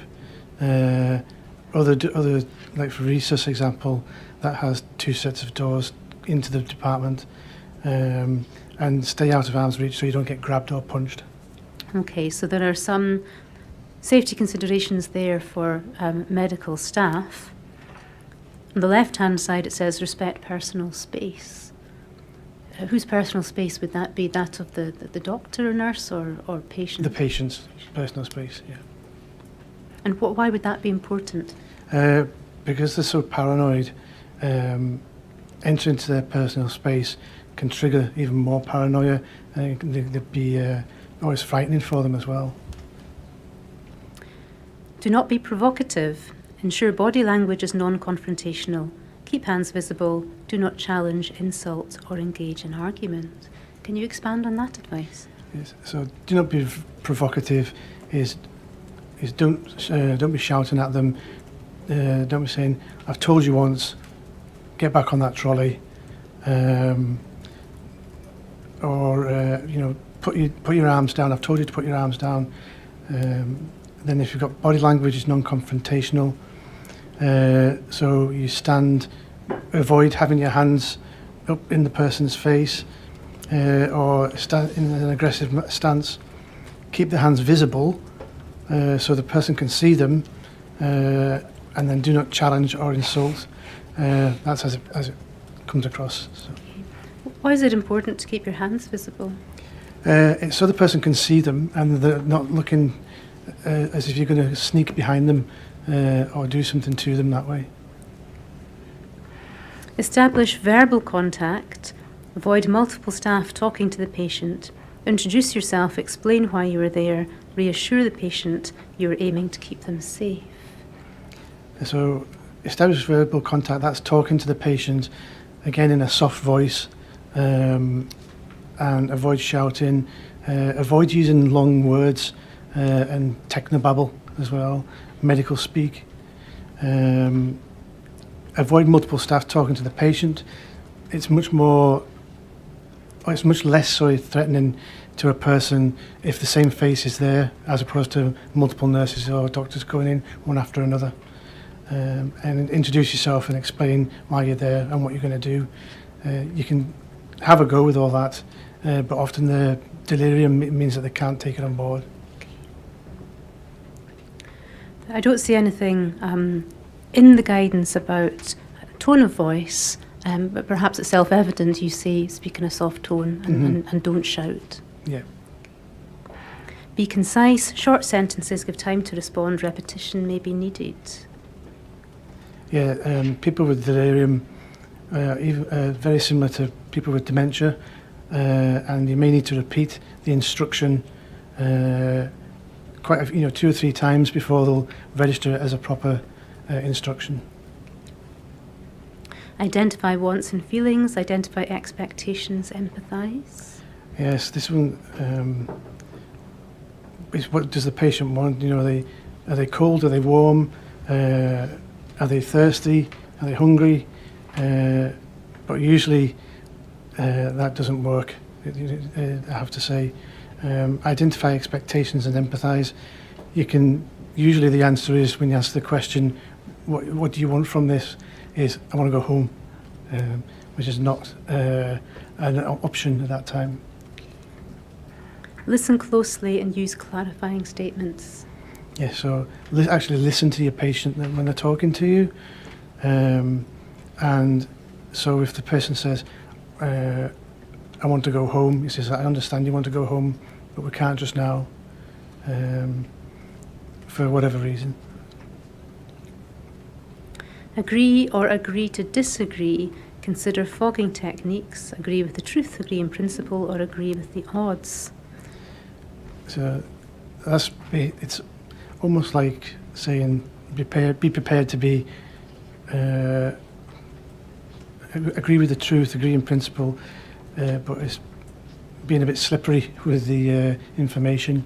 So if they said you're going home now, he says, well, yes, you can go home, but we'll go home in another day's time, or we'll go to the ward first and then we'll go home. That's the fogging techniques. Set clear limits, clearly inform patient as matter of fact, not as a threat. Yeah, again, this is speaking clearly to the patient. Again, really, saying, you can't go home, or do you want some water? Do you want some food? That's pretty much what that is. Offer choices and optimism, offer acts of kindness, offer oral sedative medications. So definitely offer oral sedative medications if at all possible, because that avoids the risk of a needle or an injection. It's not very nice for patients to be held down and given an injection in the bum. Offer acts of kindness. I'm not really quite sure what that really alludes to, but I think it just means to basic personal needs. Debrief patient and staff. Explain why intervention was necessary. Restore therapeutic relationship. Identify potential improvements. Yeah, so this is after the event has occurred, and when the person will be saying, "Why am I here?" They wake up on a ward and they have no idea of what's happened to them at all, or they've got wounds, or they've been been restrained.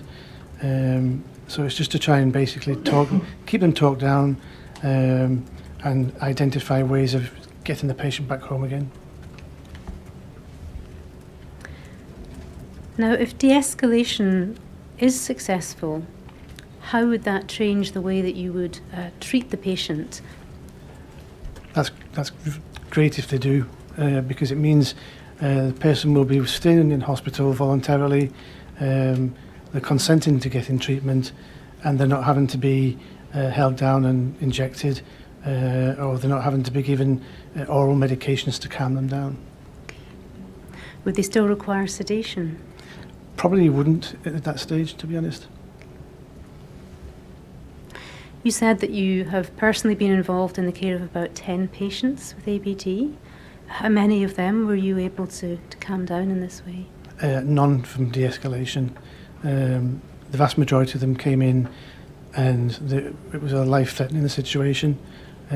So we had to get on and sedate immediately.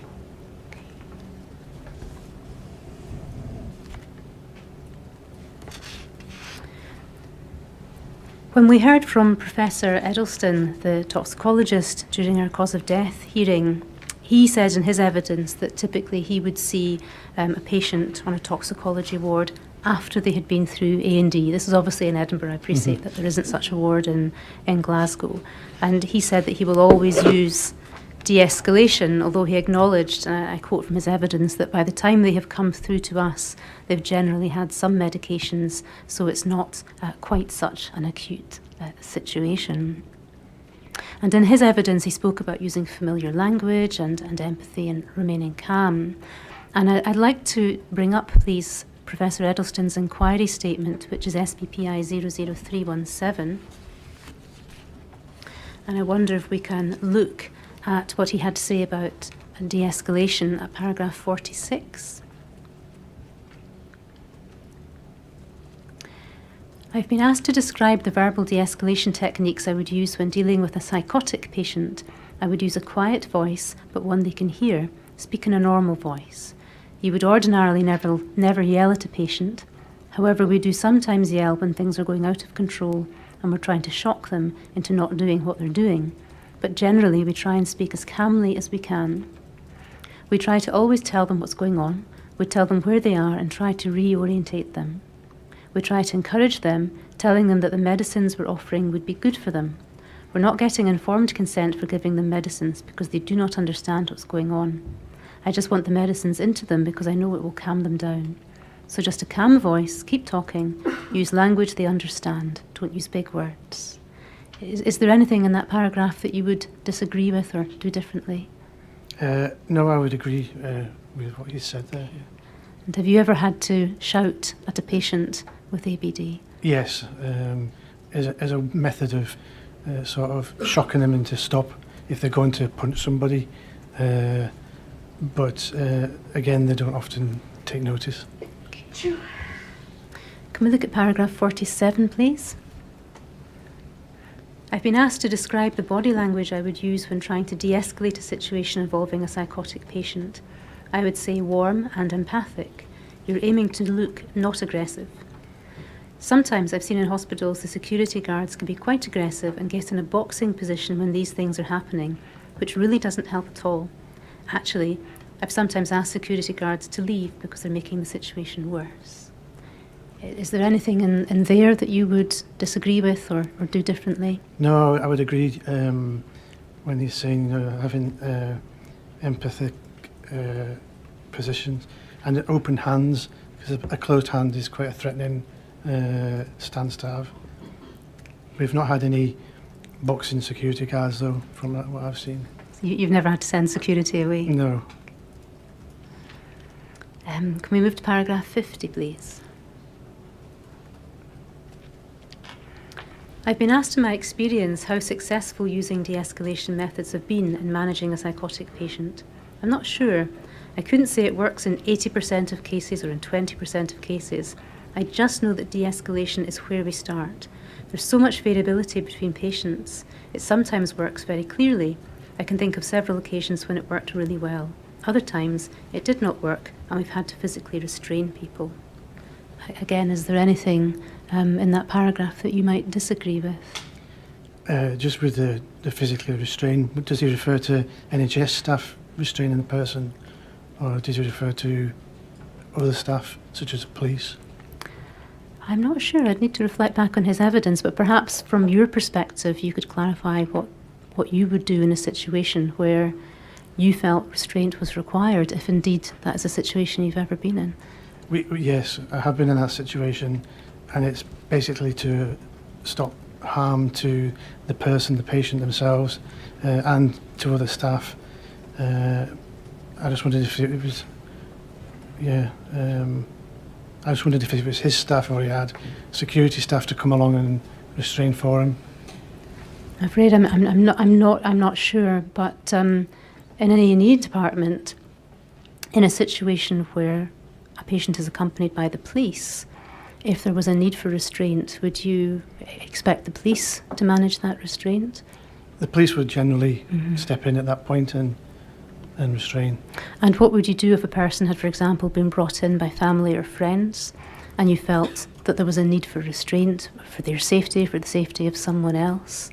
We'd have to get a collection of staff in within the A&E to help us, assist us, with a specific aim in mind, not looking to just restrain for the sake of restraint. That doesn't serve any purpose at all other than cause distress to the patient. So it'd be restraining them to administer medication, for example, and then standing back and watching the effect of that. And when you say you'd bring together a collection of staff, would that be doctors, nurses or security staff? Doctors and nurses. Okay. And are you trained in restraint? With my police hat on, yes I am, but not in the NHS. What about nursing staff from the NHS? Are they trained to restrain patients to administer medication? No.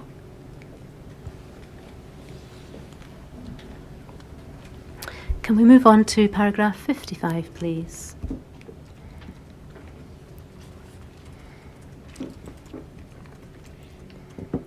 Professor Edelsten is referred back to his report and to a paragraph where he states, sometimes the agitation is too great for this approach to work, that's the de-escalation approach, and the person cannot understand the situation or calm down. In this case, the person must be physically restrained to allow rapid and safe administration of intravenous or intramuscular sedative drugs, such as diazepam or ketamine. Duration of physical restraint is kept to an absolute minimum to reduce the risk of complications. As soon as the patient is sufficiently sedated with medicines, physical restraint is withdrawn. So again, is there anything in that paragraph? I agree with that paragraph. Yeah. Can we also look, please, at paragraph 51, where Professor Edelsten was asked if there are any kinds of approach that don't work as well with psychotic patients. Being aggressive, making the patient frightened, doing anything to stimulate their fight or flight response is not going to help. So you would always find in the hospital that people who are dealing with these patients are trying to be as calm as possible. It's wonderful to watch the nurses with these patients. They're really calm. They just try to settle things down. They're always talking in a nice voice, trying to get the situation under control, while at the same time someone will be phoning for security and for a doctor in case it doesn't work. Again, can I just invite your comment on that paragraph? That would be very nice to have a team that in where I work as well. We just have to get on and do our best, to be honest. We probably don't have the training for de-escalation that these nurses have gone through. But I agree with the overall premise of the paragraph. Okay. So you would agree that being aggressive, making the patient frightened, stimulating the fight or flight response is not going to help? Absolutely not, no. I wonder if I might also invite you to look at Dr Lipsage's inquiry statement, his SBPI 00298, at paragraph 41, please.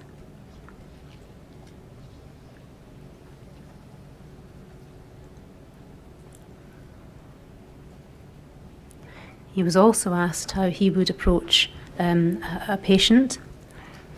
And he said, approaching such a patient in a non-threatening way is essential. Some people are obviously better at this than others.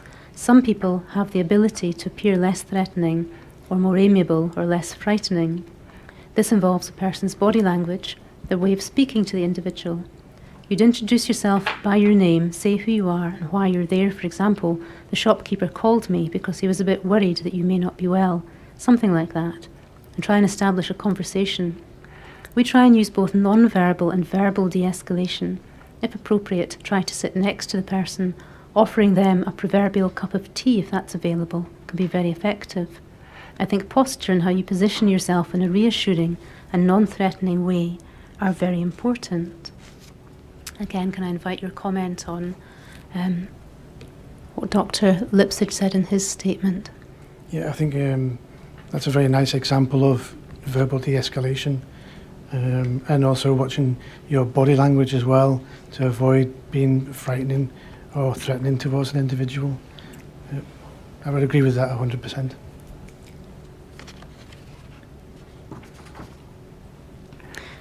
I'd like to read to you a very short extract from Dr Lipsich's evidence, day 55, page 23 of his evidence. So this won't come up on the screen, but it's very short. I'll just read it out. What I teach medical students is in a situation like that, you have to pretend you've got unlimited time. Of course, you haven't got unlimited time, but you have to give the patient the impression that you're able to listen to them and that you're not in a hurry. Now, of course, for professional reasons, you might well be in a hurry, but you have to convey the feeling that you have unlimited time to spend in discussion with the patient. Again, could I just invite your comment on that? That's not an approach I've heard before, but it sounds a nice way to go about de-escalation. But again, when we're in A&E, we don't have a lot of time to spend with each patient, unfortunately. So. And in A&E, and in particular when someone is presenting with what you think may be ABD, can time be of the essence? Time's definitely the essence, yeah.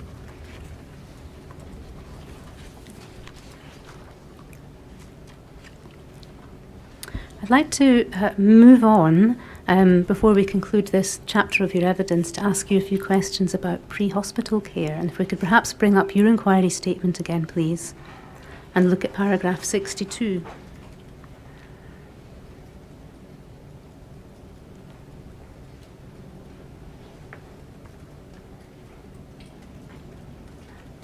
I'm asked about pre-hospital emergency medicine. This could be mobilised by the control room for the ambulance service. This would be for the pre-hospital service to consider, both for the individual and the people around them. And I wanted to ask you some questions about this paragraph, Doctor. Can you tell us about the pre-hospital service? What does it involve? So I'm not a pre-hospital physician, but I do liaise with them when they bring patients in. And this is a way of taking doctors and a nurse as well, or a paramedic, to the scene of an incident or to another hospital to retrieve that patient and bring them back to intensive care facilities in Glasgow. The pre-hospital side of things, they can get primary mobilised by the... there's a particular individual, I can't remember his name just now, what his title is, but he's the one that decides whether to send people to in the pre-hospital environment or not. Pre-hospital medicine is generally looked at stabilising the patient and getting them back as fast as possible to hospital. Is it the Scottish Ambulance Service who provide this pre-hospital service, or is it a different organisation? It's the Scottish Ambulance Service. And I've heard of something called the Emergency Medicine Retrieval Service. Is that what you're describing? Yes, so this is that was the first sort of incarnation of the service, and they primarily go to hospitals up north or rural areas to retrieve people and bring them back to Glasgow for definitive treatment. Okay. And are they part of the SAS then? Yes. So you say they would go to hospitals in rural locations. Do they sometimes go to the scene of, for example, an accident that's perhaps not readily accessible and bring that person back? They might do that, or they might be mobilised to an incident within the city centre of Glasgow, and they've got a vehicle instead of a helicopter for that. Okay. So they have a helicopter they can use. Do they use traditional ambulances too, or some other form of vehicle? No, they generally rely on helicopters, and if an ambulance was needed, they would be called separately and they would attend under direction of the retrieval team. To your knowledge, does the emergency medicine retrieval branch of the ambulance service respond to calls about people suspected to be suffering from ABD?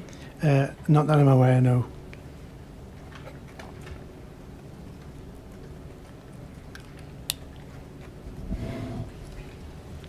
If the emergency medicine retrieval service doesn't provide that facility, is there provision in Scotland for a person who might be suffering from ABD to receive medical treatment at the scene, or is it simply a question of an ambulance attending and perhaps with police support taking the person to A&E? It's the latter. So the ambulance staff now are being trained up in the recognition of ABD and what they can do initially to provide any treatment. But they usually pair with the police at that time to take the person to hospital. You say you're aware that paramedics are being trained to recognise ABD. To your knowledge, are there any guidelines, protocols, anything of that sort in place for paramedics or for the SAS north of the border?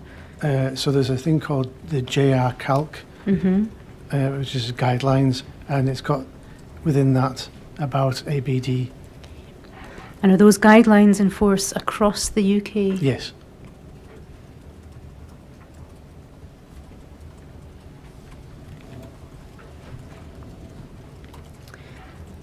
So far as a pre-hospital service is concerned, in your view as a practitioner of emergency medicine, would there be a benefit to a patient in a doctor going to the scene, as it were, where a person is thought to be suffering from ABD? It would, because as we've explored earlier, you want to get treatment into the individual as fast as possible. You want to get them sedated to avoid this cyclical agitation which gets worse and worse. If one of the priorities then is to sedate a person who's in this state, is that something that could potentially be done by paramedics? They can administer one dose of diazepam as an injection, but that involves having to have a cannula put into the patient. So I don't think a paramedic will be able to offer much. You described earlier giving quite a high dose of ketamine intramuscularly. Is that something that a paramedic could do? No, that would be out with their skill set. Okay. And would they even have access to that sort of drug as part of the ambulance kit? Certain paramedic practitioners in the UK have been authorised to carry ketamine to use as a pain relieving agent, not for sedation. You said earlier in your evidence that with ketamine there is a risk, and this is acknowledged in the Royal College guidelines, that a person may become anaesthetised. You may need to manage their airway and so on. Does that present any particular risk if there was to be a proposal that ketamine be given at the scene to someone suffering from ABD? So it would be any anaesthetic being given, you try and have absolute control over the scenario. If you're outdoors in bad weather or there's other people hanging around, then that makes that job of maintaining the airway much more difficult and more risky.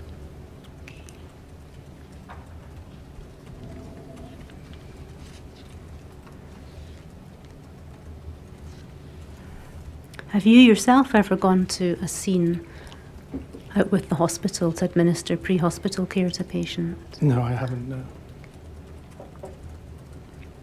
You said that someone will make a decision as to whether the emergency medicine retrieval service should be deployed.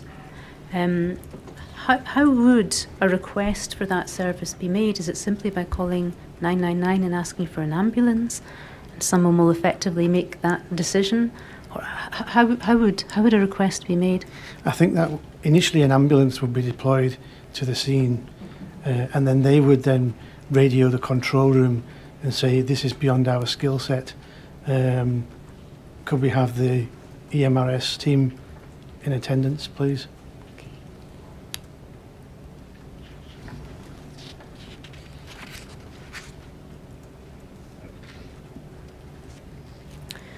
So should we understand that as things stand, there isn't really provision for pre-hospital care of a person with ABD in Scotland, and that the priority is very much to simply get them to a hospital? Yes. And so far as mobilising a doctor, perhaps even a nurse to the scene is concerned, an ambulance would attend in the first instance, and if the situation was beyond their skill set, they might ask for the emergency medicine retrieval service. Okay, so the gateway to that service then is the SAS. Yes. And you need an ambulance to attend before consideration would even be given to the emergency medicine retrieval service. Yeah.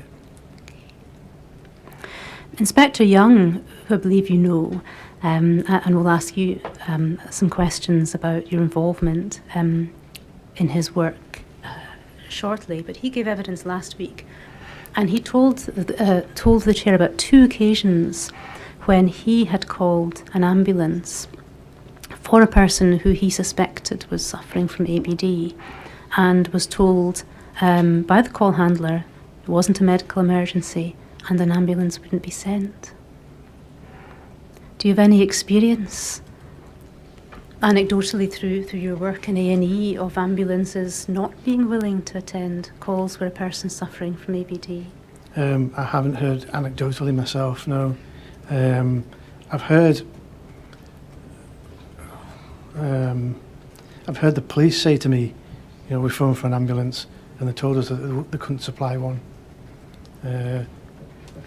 Let's perhaps look at what Inspector Young had to say. Can we bring up his inquiry statement, please? It's SVPI 00... Oh, you're a step ahead of me. 362. Paragraph 37, please.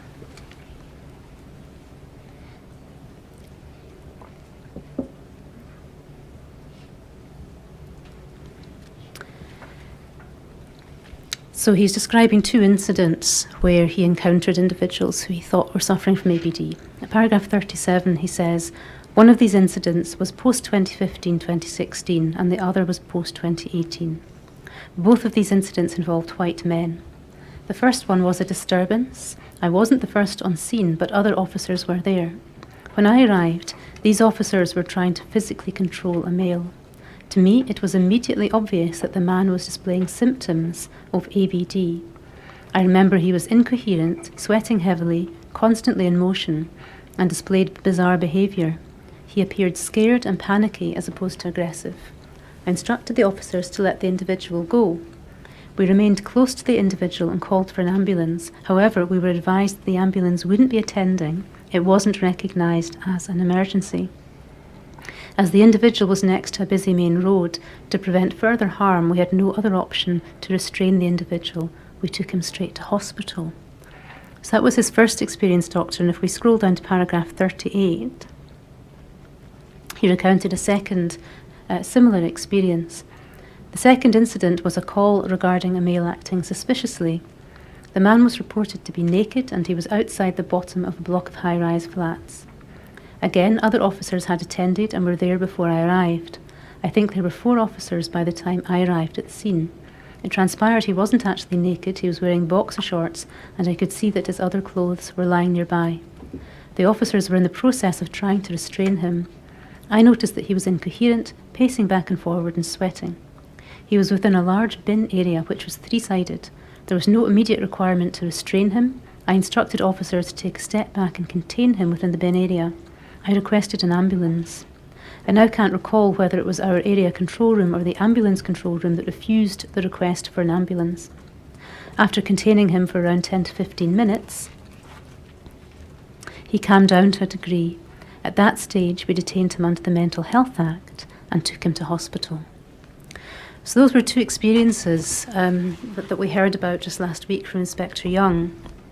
And we're going to shortly turn our attention to the training that the police receive in relation to ABD.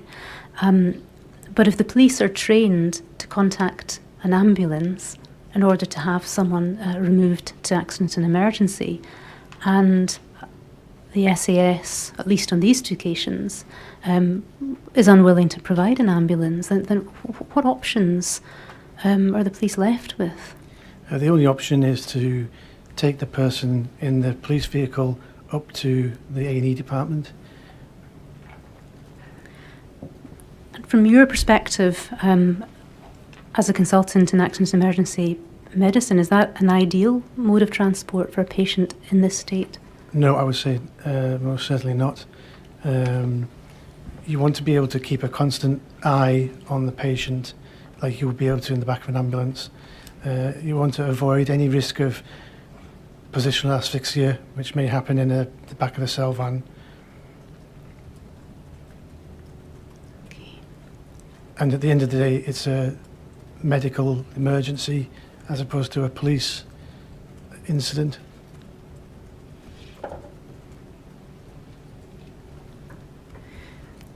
Do you have any thoughts as to how the current state of affairs could be improved? I would hope that they are getting improved. They are improving. I've done some work with paramedics locally to explain about ABD and produce a podcast for his colleagues. But failing that, I think there would need to be very high-level discussions with the SAS and the police service. Tell us about the podcast.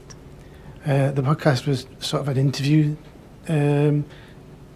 scenario, and I was asked the questions of what is ABD, how does it present, how do we treat it, what would be expected of the paramedic service to treat these individuals, and more just to be aware of his existence more than anything else. You said you did this locally for some paramedics? Yeah, it was locally, yeah. So who will be the audience for this podcast? Mainly paramedics. Just local or across Scotland? Across Scotland. And how recently was that? That was about 6 months ago.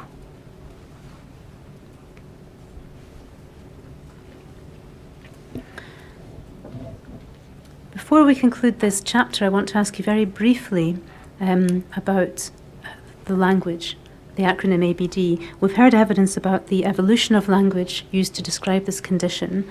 We know that, or we have heard that excited delirium is no longer used and that ABD is the accepted terminology. Dr. Lipsage suggested another alternative acronym, SAPID, which stands for a seriously agitated person in distress, which he said he would prefer as it's more humanising and it's descriptive. And I simply wondered if you had any comment to make on that suggestion. Just that we've campaigned for recognition of ABD to be a physical entity, and if we introduce another acronym again, we might lose all the ground that we've covered with that.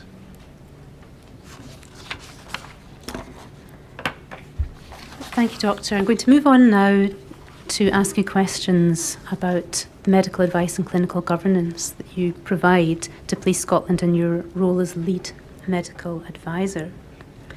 In your inquiry statement, you explain that you were appointed in 2017, and Police Scotland in a position statement have confirmed that the date of your appointment was the 3rd of July of 2017. And we'll look at your terms of appointment and the work that you've done since your appointment shortly, but I wanted to begin by asking you some questions about work that you did prior to your formal appointment. If we can bring up your inquiry statement again, please.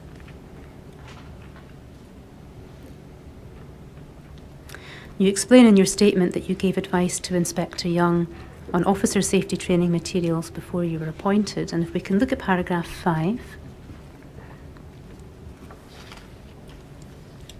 You say, in 2017, I was appointed as lead medical advisor and clinical governance advisor to Police Scotland. At the time, I was a member of the working group formulated to address legal highs. I met Inspector James Young there. He told me that Police Scotland struggled to get medical representation on the group, and I volunteered my services to provide medical opinion for the group. You go on to say, before I was fully appointed, I worked with Inspector Young giving advice on Police Scotland training materials just to check if there was anything glaringly amiss for the training programme. I was giving most input into operational safety training, OST. I can't remember if it was first aid as well because they're combined into one document. So there was some first aid in the manual as well as OST, and I think I would have commented on the whole manual provided to me. So you explain that you were on a working group, and that's how you came to meet Inspector Young, and that led to you being asked to assist him in the way that is described in paragraph 6 of your statement. So you explain at paragraph 6 that you would have commented on a whole manual that was provided to you, and this was at some point before your appointment in 2017. Do you recall when it was that you were asked to review this manual? I think it must have been around 2015 or 2016. We heard evidence from Inspector Young last week that he carried out a review of officer safety training programme, and he produced a report in April of 2015, and then he went on to develop a new training package that was rolled out in 2016. And he told us that you reviewed the medical implications section of the manual to ensure that it was clinically assured. So it appears from what he told us that it was likely a draft version of the 2016 manual. Would that fit with your recollection of the time frame and what you saw? It would, yes. Do you recall what it was that you were asked to do, or what advice you were asked to give? I think it was looking specifically at the effect of legal highs and would the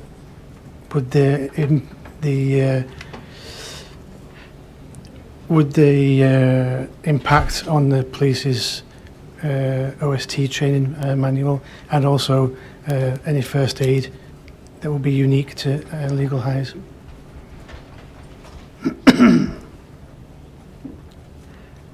So were you asked to review the medical implications of the techniques taught to officers during safety training more generally, or was it very specific to legal highs and first aid implications? Initially it was legal highs as the first review.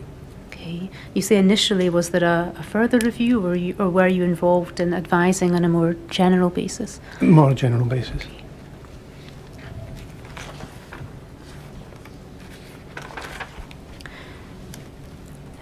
Inspector Young's evidence, as I say, and I'm quoting from his evidence here on page, the 20th of November, page 116, he said that you reviewed the medical implications section of the manual to ensure it was clinically assured and to make sure that it was accurate.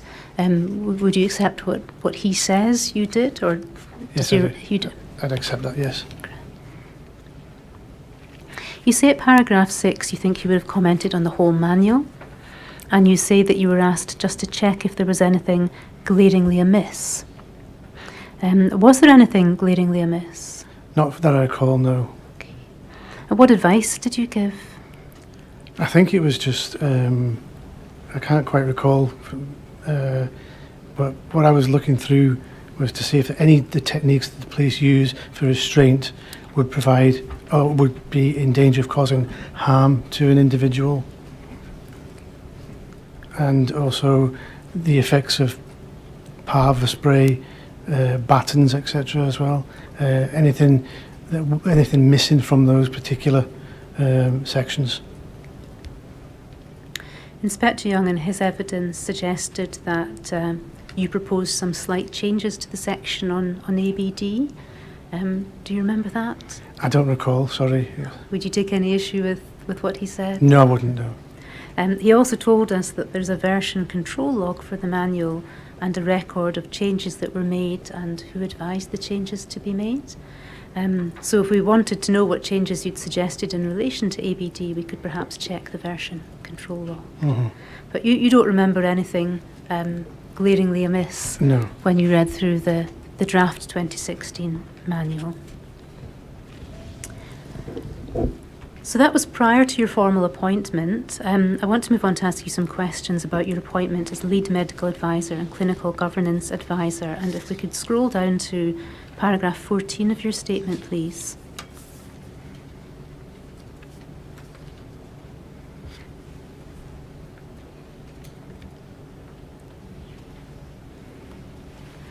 So this is lifted from a position statement provided by Police Scotland, and it appears to be your terms of appointment. So let's read through this. With respect to physical use of force tactics and operational first aid, clinical governance continues to be provided by the independent clinical governance advisor, Dr Richard Stevenson, who was formally appointed as the lead medical advisor on 3rd July 2017. The following are the terms of appointment to this role. Advise the force on medical issues. Where appropriate and necessary, develop and maintain operating procedures and procedural guides. Quality assurance of the training of medical skills, including delivery materials and practice. Review significant incidents to identify any required changes in practice, training or equipment. Review any complaints received in relation to medical care delivered by police officers. Provide a single point of contact for medical equipment and evaluation and purchase at the first instance, and monitor use of medical skills by police staff. Would you agree that these are your terms of appointment? Yes. Okay. Would they have been confirmed in a letter or some document around about the time of your appointment? I think so, yes. Now, Police Scotland say in the paragraph above the list of bullet points that you are both their independent clinical governance advisor and lead medical advisor. Can you help us to understand the difference between a clinical governance advisor and a medical advisor? So, relating to clinical governance, that's an umbrella term which is used to describe when it's like an audit process of the delivery of a healthcare service. A lead medical advisor is my role to say authorise or consider the use of a new airway technique or a new piece of equipment for the police to carry. Are you remunerated for the work you do for Police Scotland? No. Is there an agreed time commitment, such as so many hours a month? No, there isn't, no. How much of your time does this role take up? On a monthly basis, I would probably have to deal with 2 or 3 emails, but then another month I might end up with 6 or 7, depending on what's going on. Okay. And how long might it take you to respond to an email? So usually I just respond to them in about 48 to 72 hours. Sorry, is that the time within which you respond, Yes. rather than how long it Right, yeah. Sorry, no, that's my fault entirely. I wasn't clear at all. I'm just wondering if you can give us an indication over the course of a month, if you're responding to somewhere between 2 and 6 emails, what the time commitment is. Probably about 4 hours. About 4 hours. Yeah. So maybe about 4 hours of work a month. Yeah. Now, who at Police Scotland asks you to do work? Mainly I get emails from individuals, mainly from firearms, from the lead first aid instructor, and sometimes other projects that are ongoing at that time. So there's not a single point of contact, as it were. Different people from Police Scotland might contact you. That's if right. They need to call upon your skills and your services.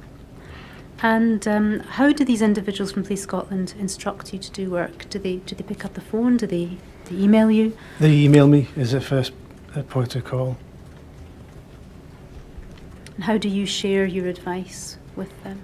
I generally do a bit of background reading if that's required, and then I'll send an email back to them. What I'd like to do is look at each of the terms of appointment in turn and discuss with you what you're asked to do to fulfil that term of appointment.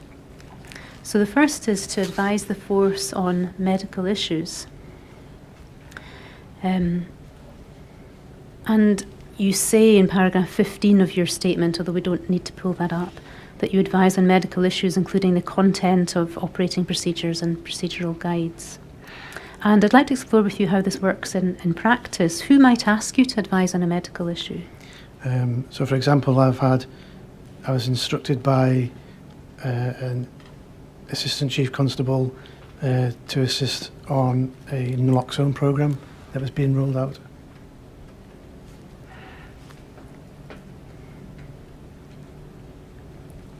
And naloxone, is that the antidote to heroin? Yes.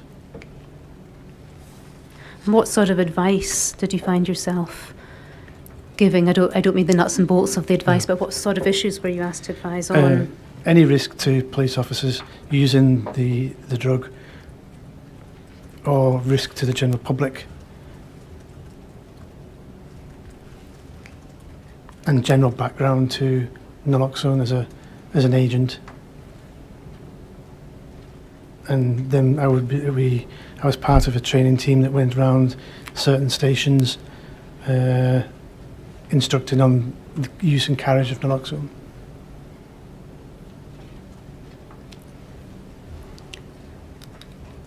And again, how do you receive requests for medical advice? Is it by email? By email, yes.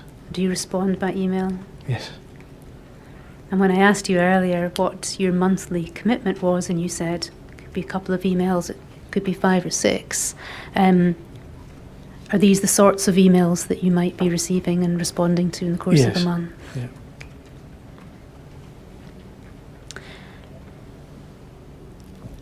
Okay, so when it comes to advising the force on medical issues, you would wait for the police to contact you and seek your advice on a particular medical issue, something like the naloxone project. Let's move on to the next term of appointment. Where appropriate and necessary, develop and maintain operating procedures and procedural guides. Is that something you've ever been asked to do? No. Let's move on to the next one. Quality assurance of the training of medical skills, including delivery materials and practice. Now, can we begin by exploring the language here? What do you understand is meant by quality assurance, or can you help us to understand what's meant by quality assurance in this context? So, for example, it would be checking a program of delivery of first aid, for example, looking through the manual, seeing if there's spotting any spelling mistakes, and seeing that the instructions that are given in the manual are appropriate for the police to be doing in a first aid situation.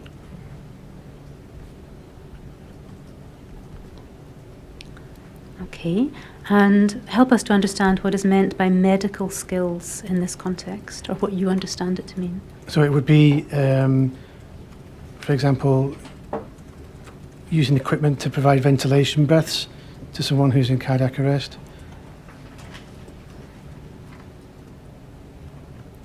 Use of defibrillators.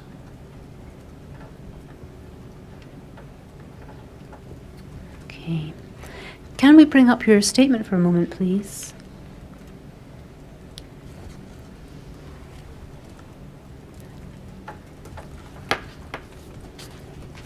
I think this is a Oh, statement. I beg your pardon, I'm so sorry. And can we go to paragraph 16? Sorry.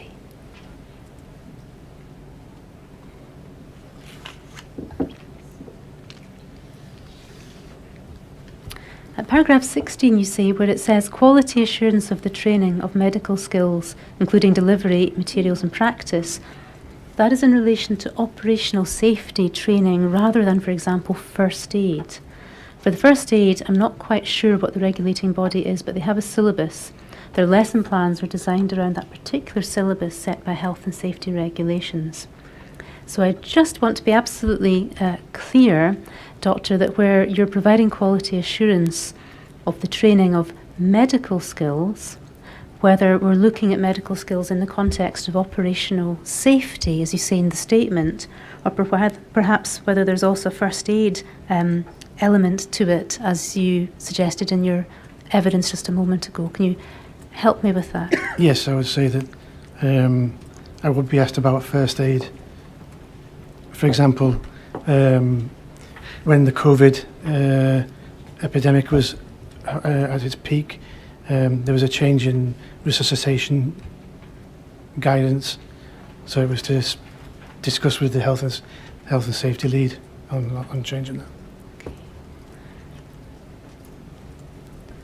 So you do provide quality assurance in relation to medical skills in the context of first aid, but should we understand that you also quality assure medical skills in the context of officer or operational safety training? Yes. And does that relate to the techniques that are used by the officers? Yes.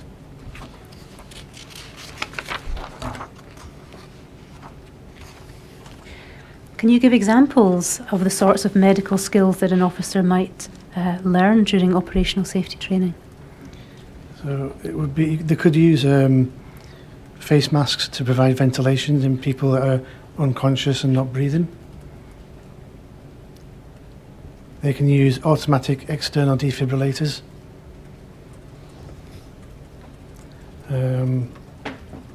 They also have just recently been trained to carry tourniquets and how to pack wounds.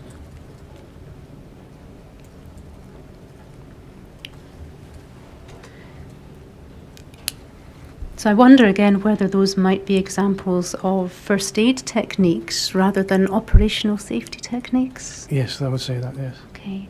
And can you give me examples then of the sorts of medical skills an officer might learn during their operational safety? Not the first aid skills, but skills to do with the techniques, medical skills they might apply during the techniques Oh, I see, yeah. that they use in their operational safety training. I'm sorry if I wasn't clear, that's absolutely my fault. So it's the risk of injury after PAVA use, that's the irritant spray. The risks of using a baton and which areas of the body would be classed as a safe target and as opposed to a high-risk target. Handcuffs and the risk of handcuff neuropathy.